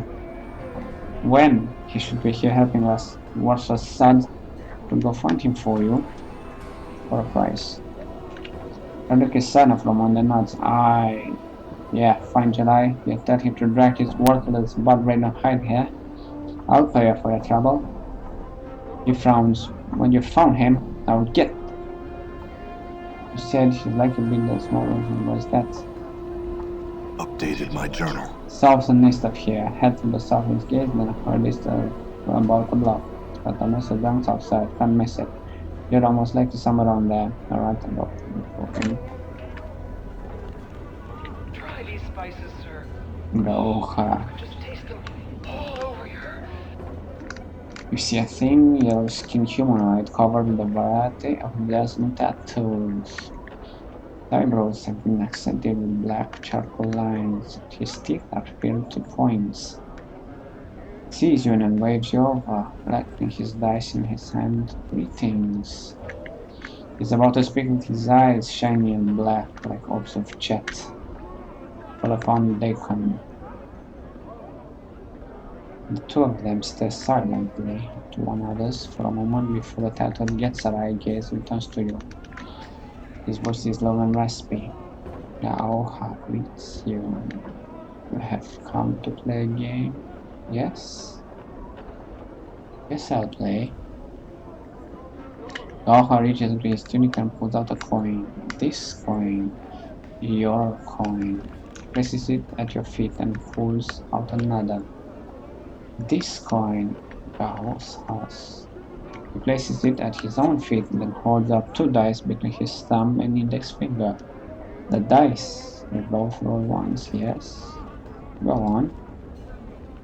You roll higher, both coins. He snatches the coins up from the ground and proffers them to you. Yours. Rauha rolls higher. Quickly tucks the couples back to his tunic. Mine. Neither rolls higher. The coin stays for another roll. So how much coin will lie at your feet? One couple common. Both roll the dice until the offer rolls higher. Snatches up your coins, stuffs them into the tunic. He surprises it for a moment and speaks again. Yes? Yes again. Much coin will roll? One couple common. Provide the dice until you roll higher. Pick up the coins and put them away. The author knows frowning. It's enough for now, but perhaps we shall play again later, you and I. Wait, is something wrong? Yaoha. Regards you closely for a moment and nods. Never do I indulge in Hashma's folly. Never do I cheat, human. But I see fortune, read it, know it in the face of a man. However, in you, I see nothing. I know nothing. I have no luck, no fortune, neither good nor ill. Or you make your own, perhaps. You do not know. Places his eyes back in his tunic. We might play later, perhaps, but no more this moment. Alright, around. Ophelia. This grim-looking woman spares you only a brief glance before returning to her rant on top of the stage. She has a powerful voice that carries across the marketplace, even cutting through the noise made by the merchant and the surrounding foot traffic. We're alone. Hi, merchant. Jump, William, jump! The merchant seems to suddenly notice you. Oh, greetings! Would you like to purchase one of these playful gambling lim-lim, my lords? No, but I ask a question. Not yet. Just what are these lim-lims? They are from the outlands, my lord. Neither holy insect nor animal. They are friendly, playful, and quite loyal. Takes a sidelong glance at the lim-lim, then leans close to whisper. Pretty tasty too in a pinch. Justin has another question. Only question I answer, I'm afraid, are about the lim-lims, my lord. Just what are they? They are from the outlands, my lord. Neither holy nor animal. Alright. Let's purchase one. A lim-lim will provide its own food, eating insects, tiny rodents, and the like. They will follow you everywhere you go.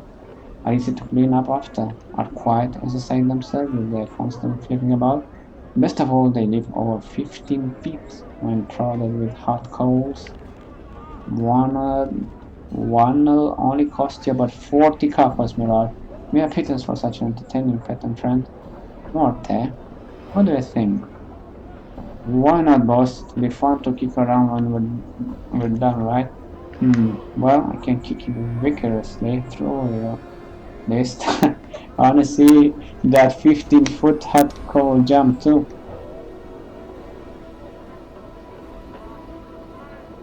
And business from my car has some questions. Should I get the lim-lim?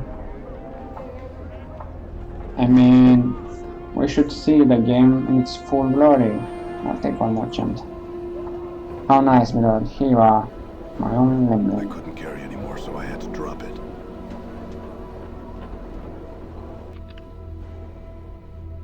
Well.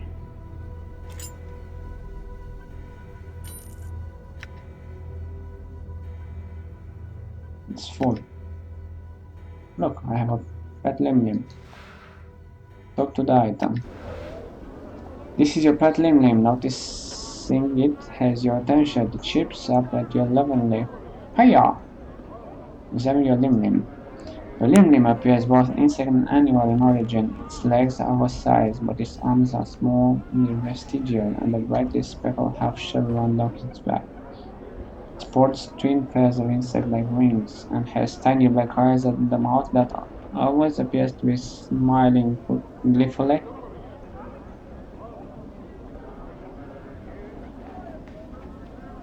Pet your lim-lim. Hi-yo, hi-yo! The lim-lim squirms about merely, its raising buzzing. It seems to enjoy the affection immensely. The lim-lim down to run around a bit. Come on in, Basher. We have the best blades in town.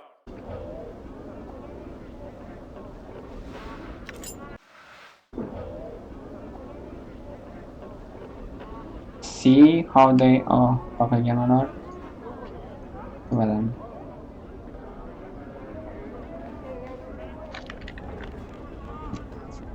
You see a spindly-looking merchant with a brush of grey and red stubble across his chin. He wears several layers of brightly colored robe, so much so that he looks like a flag with arms and legs. He is shaking slightly as you watch. Greetings. I, Giskor.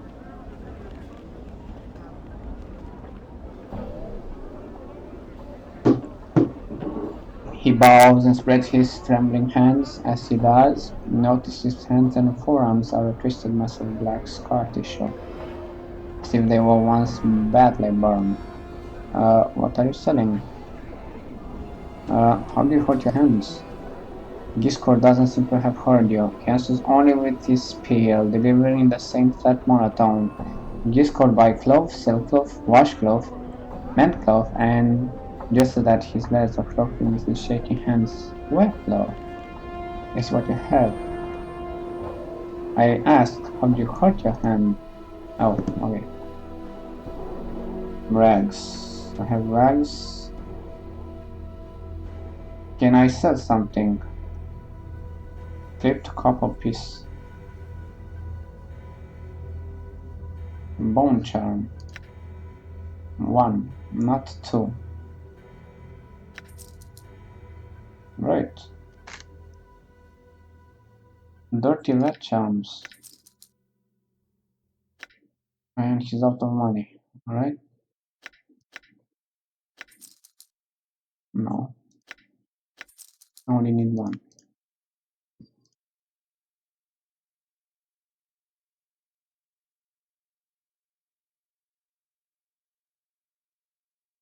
I can buy rags, bandages, needle and thread. I can steal.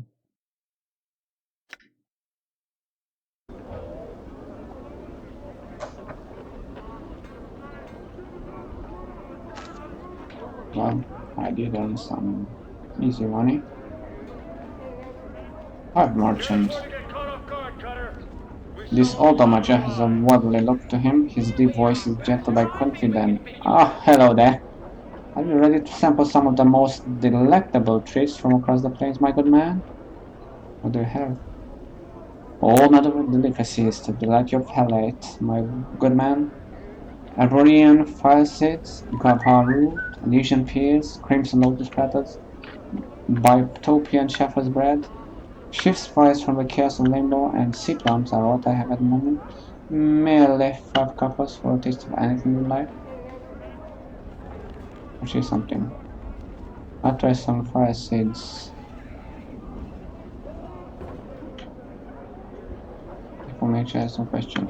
She said, then I advise you to seek out as well elsewhere, sir. I do run exotic foodstuff, spices and herbs, and have no time to care for the lads.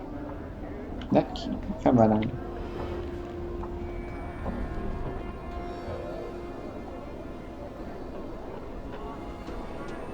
Satoshi Yaroma is smiling and beckoning towards by as she calls out the virtues of her goods.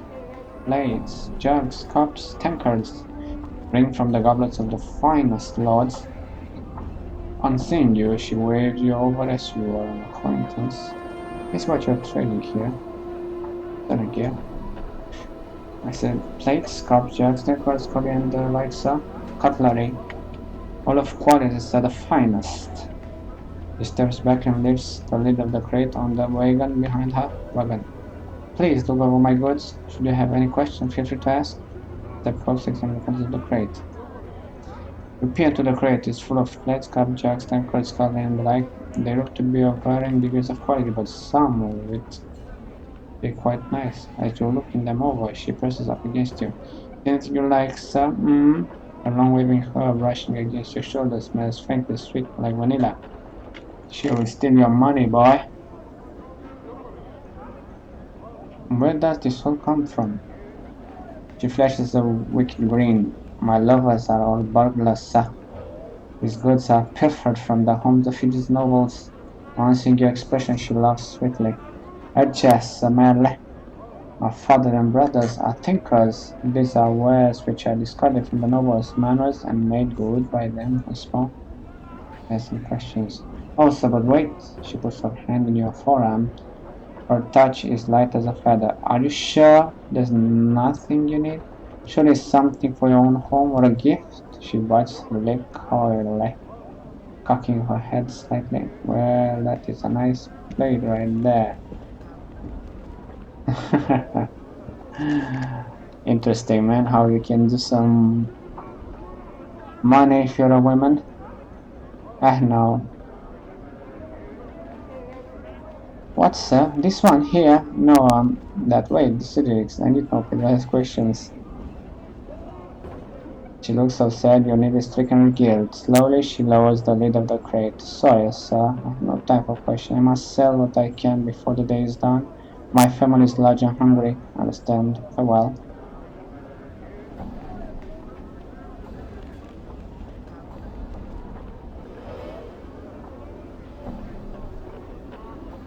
The silly-looking fellow is quick to spot you looking at him. Aye, Basha, get over here. Come see what I've got, Sapphire. The Vincent waves over. What do you have to offer me?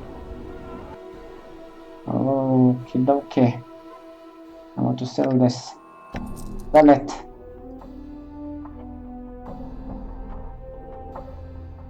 Silver ring. Sell it.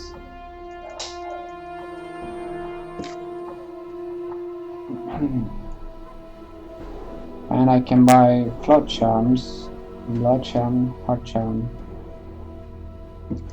whispering flask, score of luck. Well, some blood should be good. Oh, I can identify things. Great. 100 for a triangle earring. Sure, man. Rule of 3 earring. Minor couple blessing. Received this small earring from folding a note in the mouth of one of the walking corpses in the mortuary. It's a beautiful earring, but despite its beauty, all it seems to do is remind you how strange this world you've awoken up is. This earring carries a minor blessing from one of the gods of wealth on some backwater primordial. When held in the hand and the word copper is whispered, it gives the wearer 33 copper commons. This blessing can be used 3 times before the enchantment is exhausted.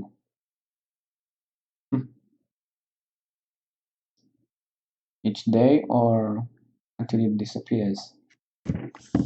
Anyway, I have a lot of money, I don't care. Identify the bracelet. Magus Guard, armor class 6.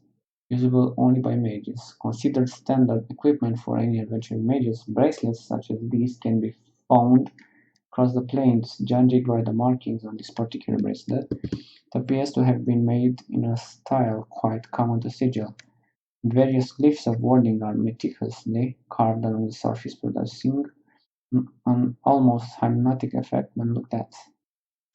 When worn, this bracelet protects the wearer from normal attacks as if they were wearing scale armor.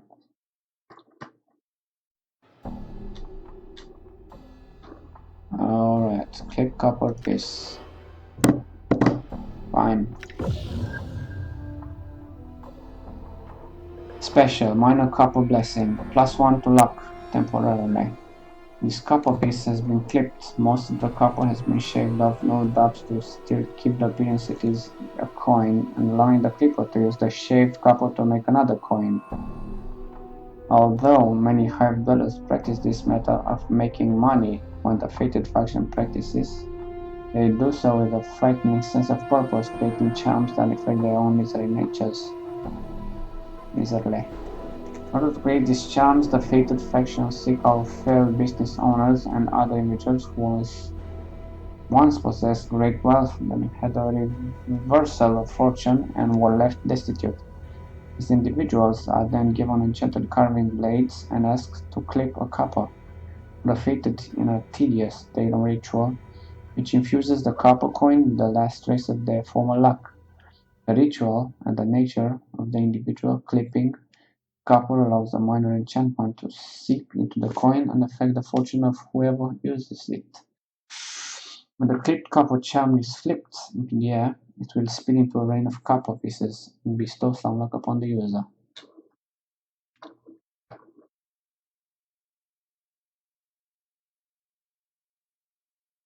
Okay.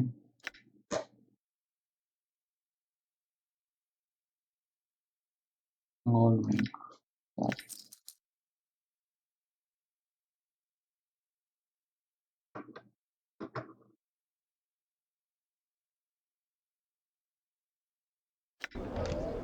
So what if I wanna Clutcher.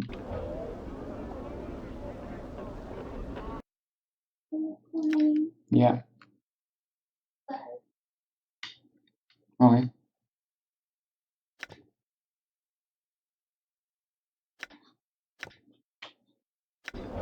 Should be enough.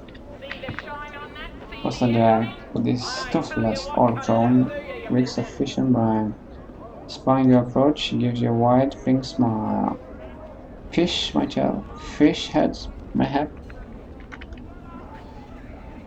Child, hardly. Oh yes, yes, but a child you are, to my ears. Youngsters, where you are mistaken, take a closer look. She shuffles up to you. The fish stink is nearly overpowering. The old woman squints at your face first, frowning, and then into your eyes. Only then does she recover in surprise. Oh my, how many years have those eyes seen?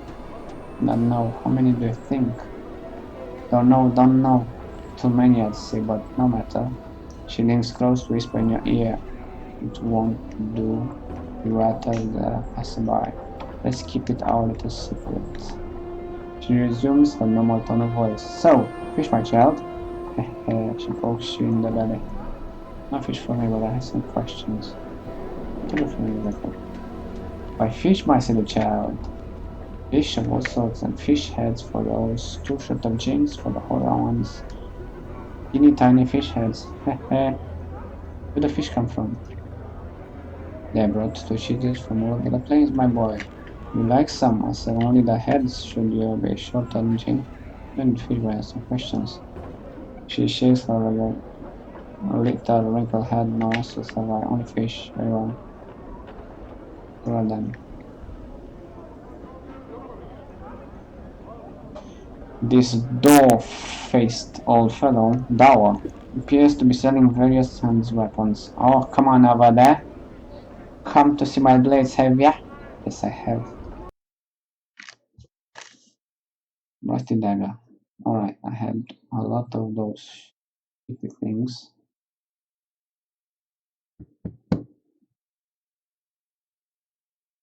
Let's see. This, sell, this, sell, this, sell.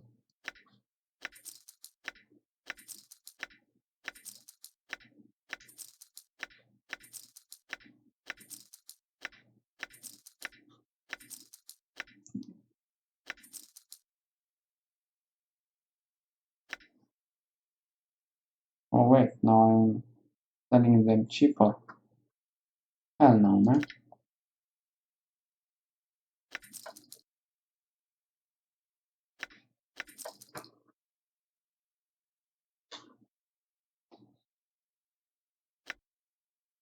Stiletto, jackknife. Why is it so cheap?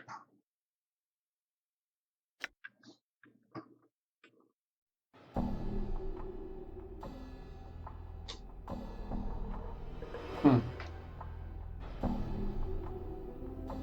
Good quality slash ammo, antler axe, iron knuckles, tyrants, metallic small, high quality stiletto, green steel knife, green steel dagger, copper earring, high quality slash hammer, metallic of quality. But the most expensive one is this green steel dagger. I wanna buy it. Done. So let's see.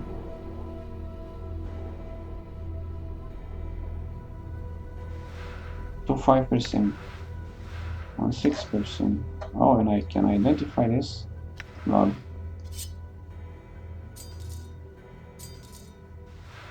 On 3%. To 7 slashing. Slashing to 9.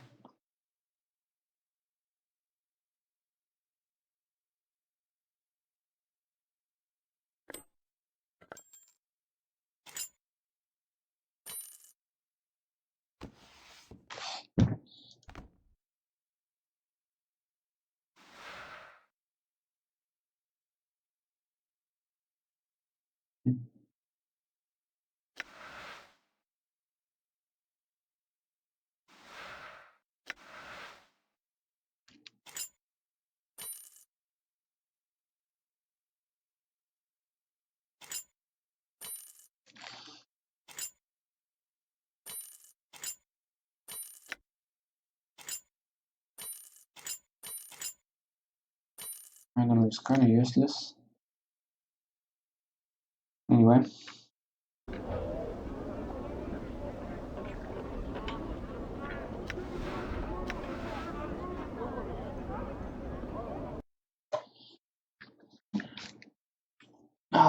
Let's see.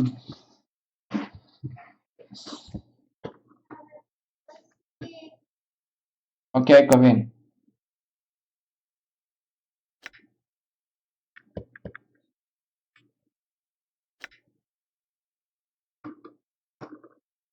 That. Mass piercing, enchanted +1, special +1 piercing, tackle +1, speed 2, weight 1. Blade of this dagger seems to be made from the bone of some creature. On the edge, please make the skin sharp. Okay.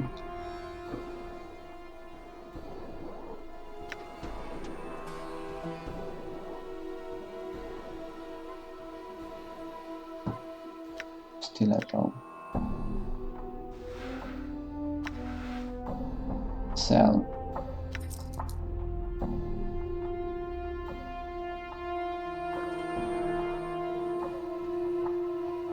So I wonder, did I actually... Oh, wait, I have more.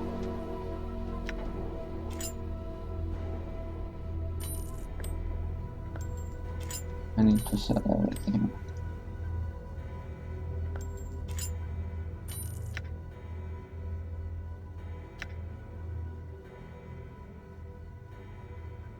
Oh look, why I can't send these from West Tech Mart.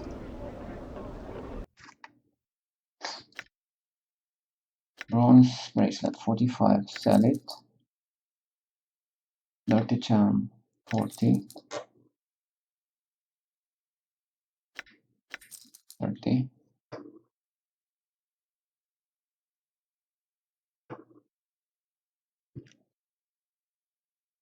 And it will be cheaper and cheaper. Come on in, Basher.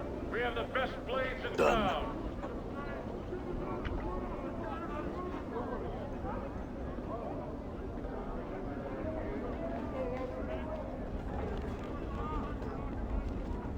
That's a way that I won't get a lot of money. You can just taste them all over your...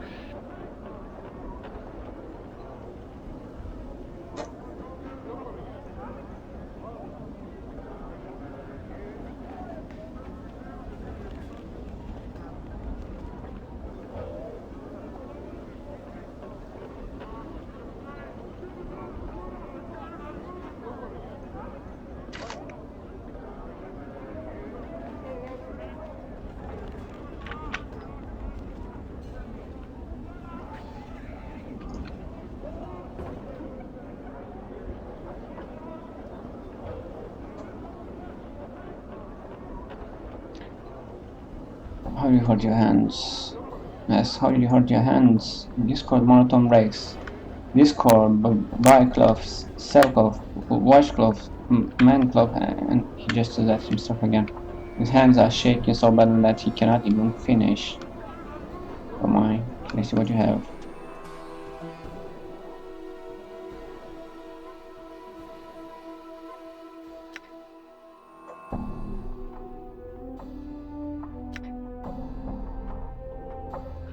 Interesting, I cannot sell the things because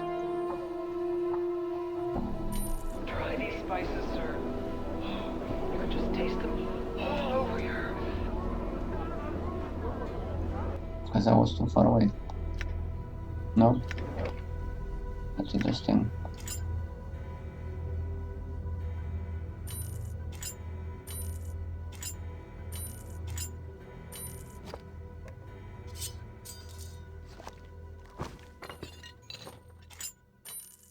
Damn. Lot of shit I have in here.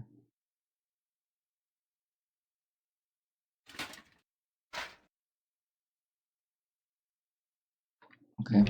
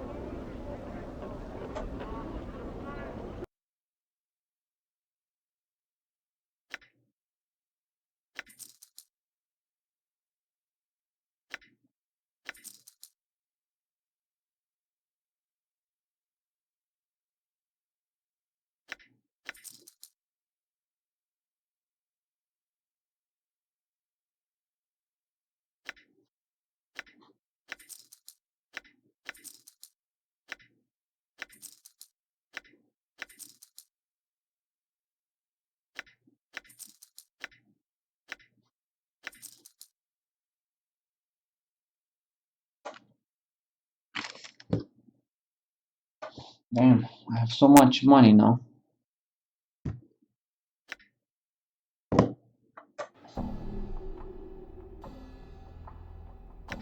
For now, I will keep this.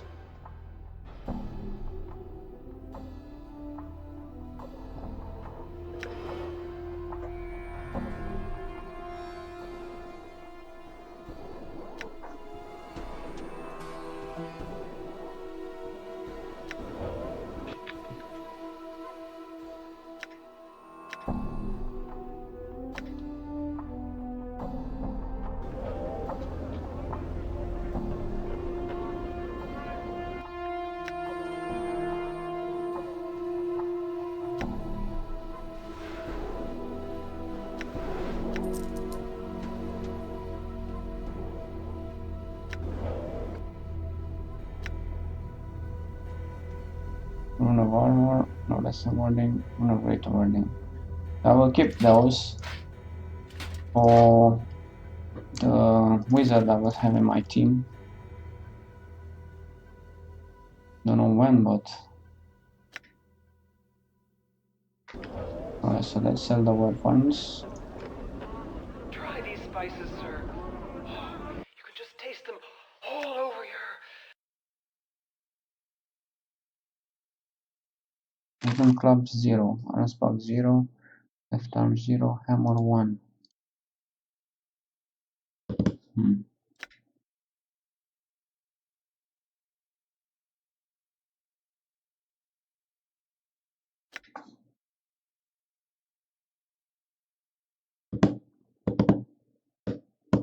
Okay, Done. I'll come later.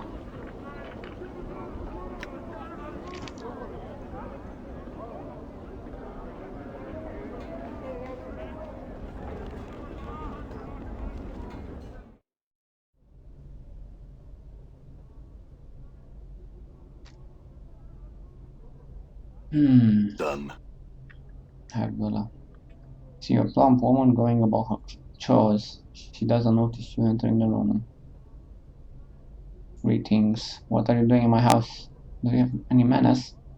Don't just go around entering people's houses. I'm sorry, I didn't know anyone lived here. Well, now you know. Please leave now. And close the door on your way out. I have many chores I still need to finish, and I don't need any more interruptions. Farewell.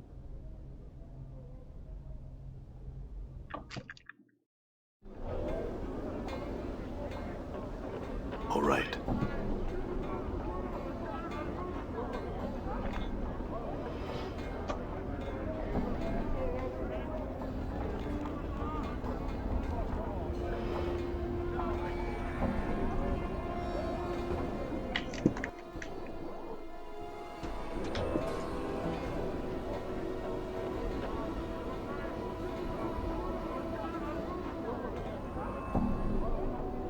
Cool your heels, aka get the woman.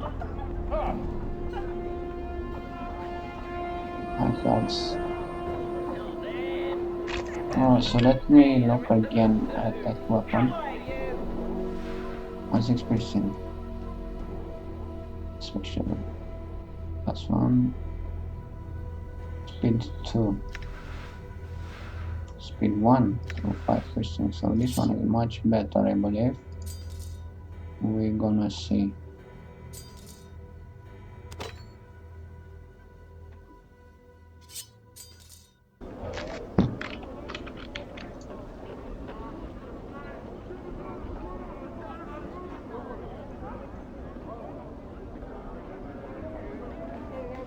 Freedom. This is your pet name. Noticing it has your attention, it chirps up and you lovely appearance.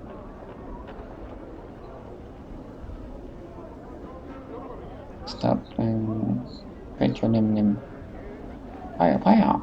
The name boss about Merlin Buzzing. Enjoy the affliction immensely. Stop and your name for now.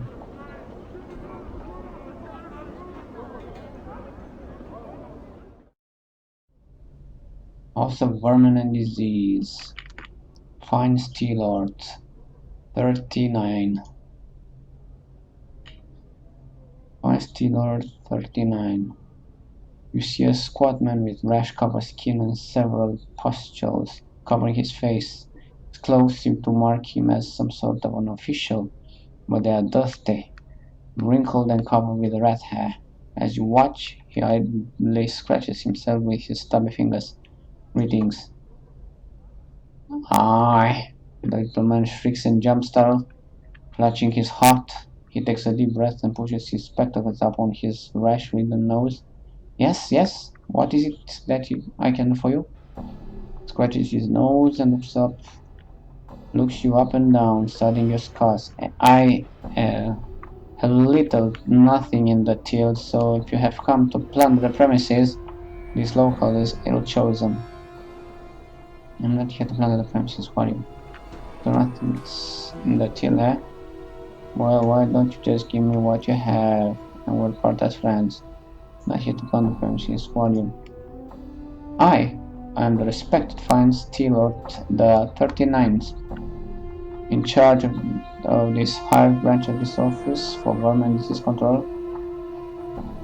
It is my distinguished privilege, he scratches his chest and puffs up, to inform you that we, in the bureaucratic sense of the word, we, meaning to encompass the sigil bureaucracy as a whole, are accepting bounties on all manner of vermin and strays that infest the... scratches again. Fast, it's a sigil. Hub of the multiverse, and the city which sits at the center of all things. The city by which all other cities are measured. Bounties. Updated my journal. Yes, yes. We in the bureaucratic sense of the word. We, meaning to encompass the city bureaucracy as a whole, accepting tangible proof of the eradication of brain vermin, aka cranium rats, from the hive area. They have clustered quite thickly for the past many years. As a recent census of the vermin population has shown, I am empowered by the Sicilian bureaucracy to pay a bounty of, puffs up dramatically, 1 copper common per cranium rat delivered to my branch office. Cranium rat?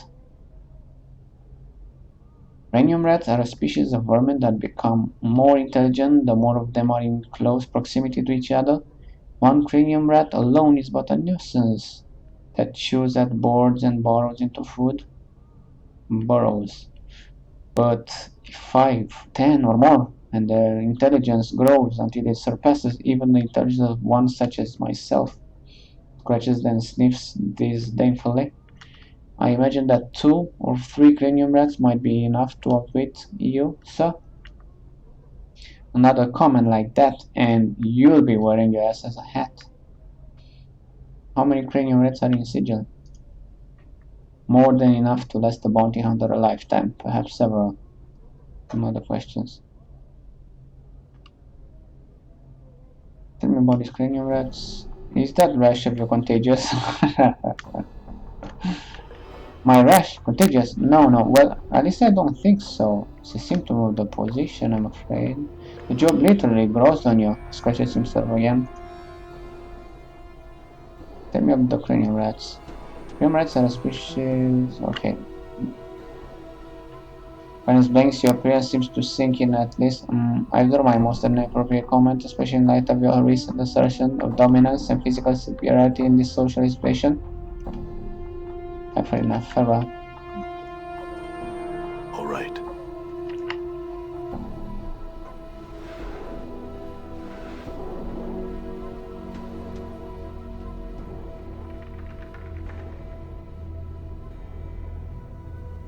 But I don't want to break them. I don't know what happens if I break this. Let's try. Forfeit. Almost nothing important.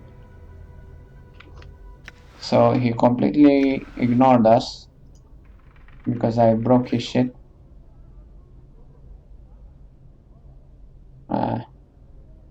Anyway.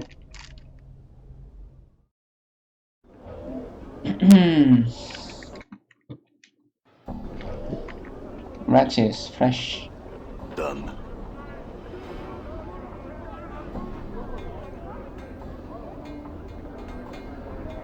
Mayram.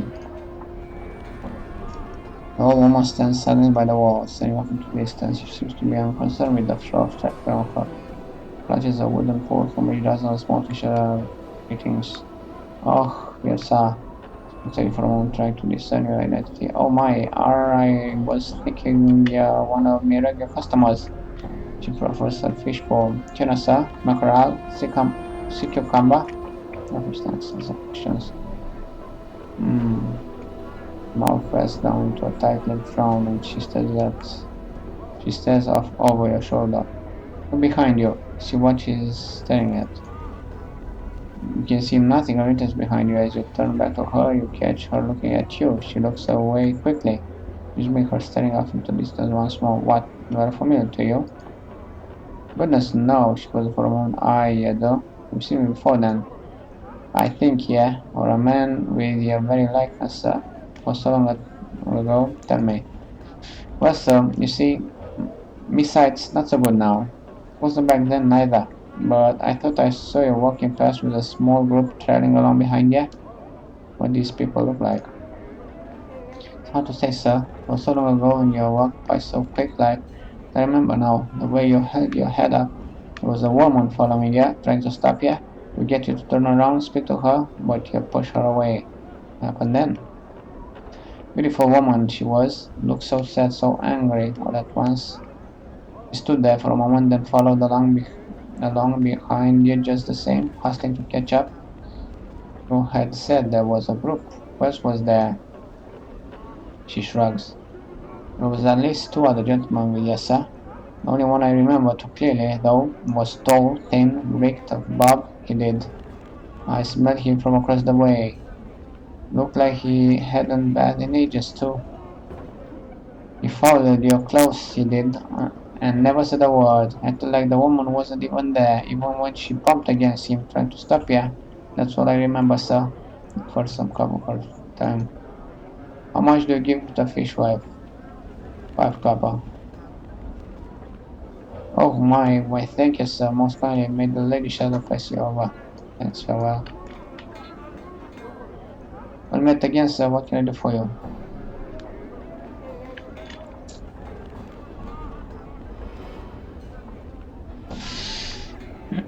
Alright guys, so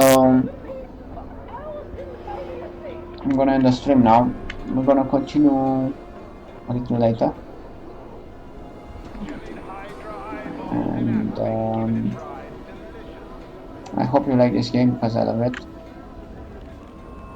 You didn't even see the beauty of it yet. It takes time, a lot of patience. This game might not be for everyone. It might be very boring for some.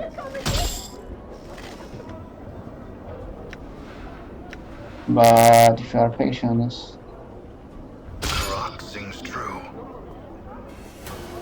you will see that this game is amazing.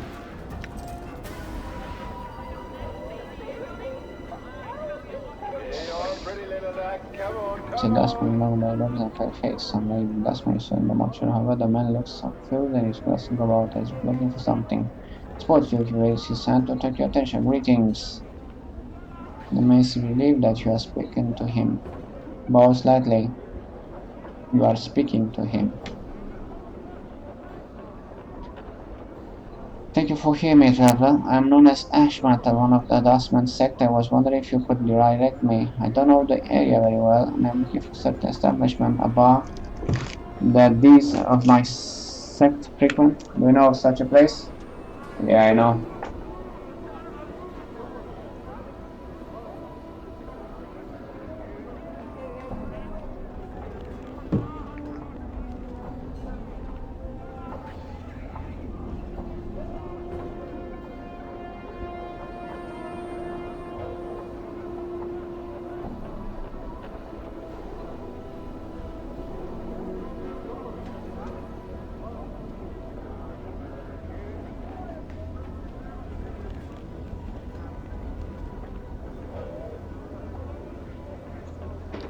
Sect, you're a dustman, don't you mean faction? Or dustman by motion?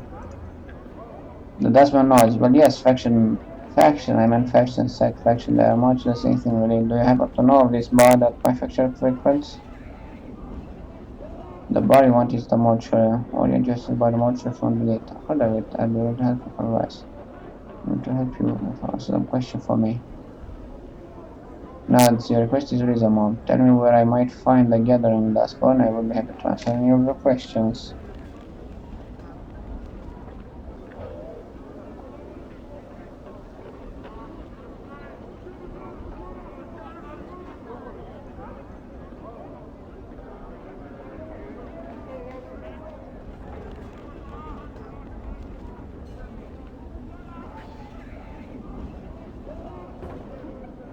Hmm.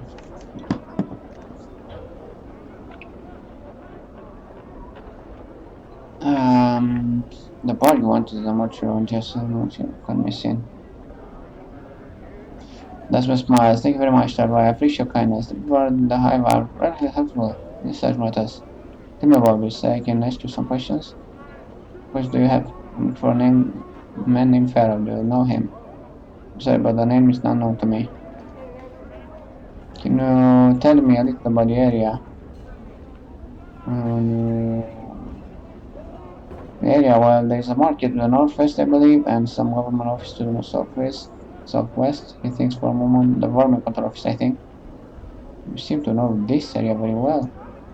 Shrugs. The hive is a large place. I know some areas, but not others. I see. Other questions. Can you tell me a little about the Dustman? Was for a moment the nods. It would be my pleasure. We, the Dustman, recognize this life for what it is, an opportunity to experience our passion before the next life. We sift through the dust of our past lives for meaning before the next.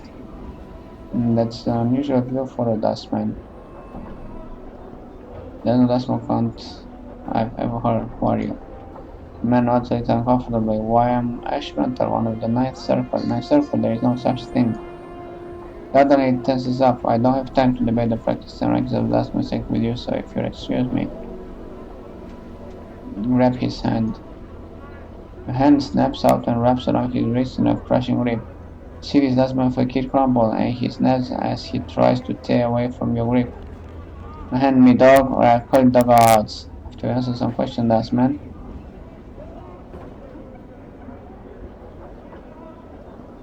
Guards, go ahead and call them. I'm sure there are plenty around here.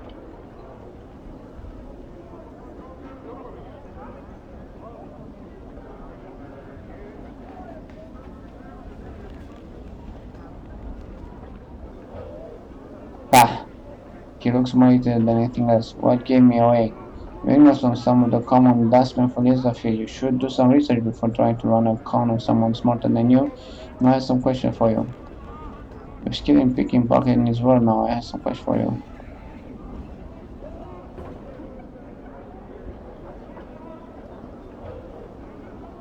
What's your question then? What are you doing? The dustman get up. Drugs. Nobody suspects the dustman. He gives a hollow chuckle. It can make a nice bit of gin before anyone catches on the pail. He's thirsty. That's what I want to know. I see. Look, Ashmont. He's always going to be. I don't want to ever see you around here or get you.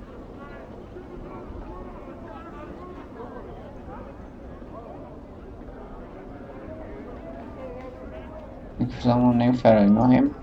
What about him? Who is he? Let me go if I tell you. I will let you live if you tell me. Spit on the ground, then I have little say on the matter. Well, I will let you go if you answer my question. Let's collector's boss. There's a lot of boys in Shadow and Chanties. They've got a tidy operational setup. Don't know much else about it. Careful if I was tangled with him. Where can I find him? He's got his keeping replica square. There's this huge batch of rags and garbage north and west of here. Head to the north gate, then keep heading north until you hit it.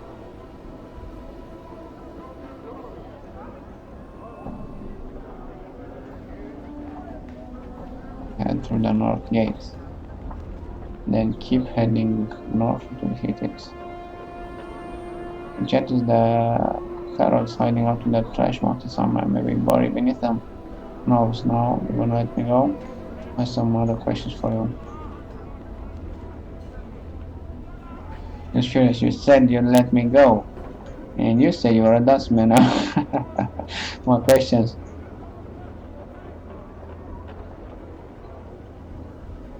What's your question then?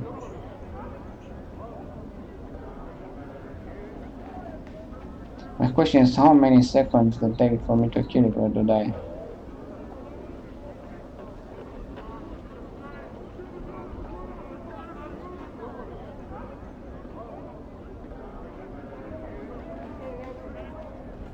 Ali, I don't get out of here. You're on it, forget you.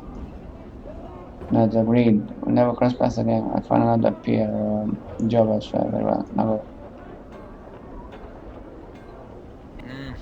I don't trust the Gith. Done. I say we leave him behind.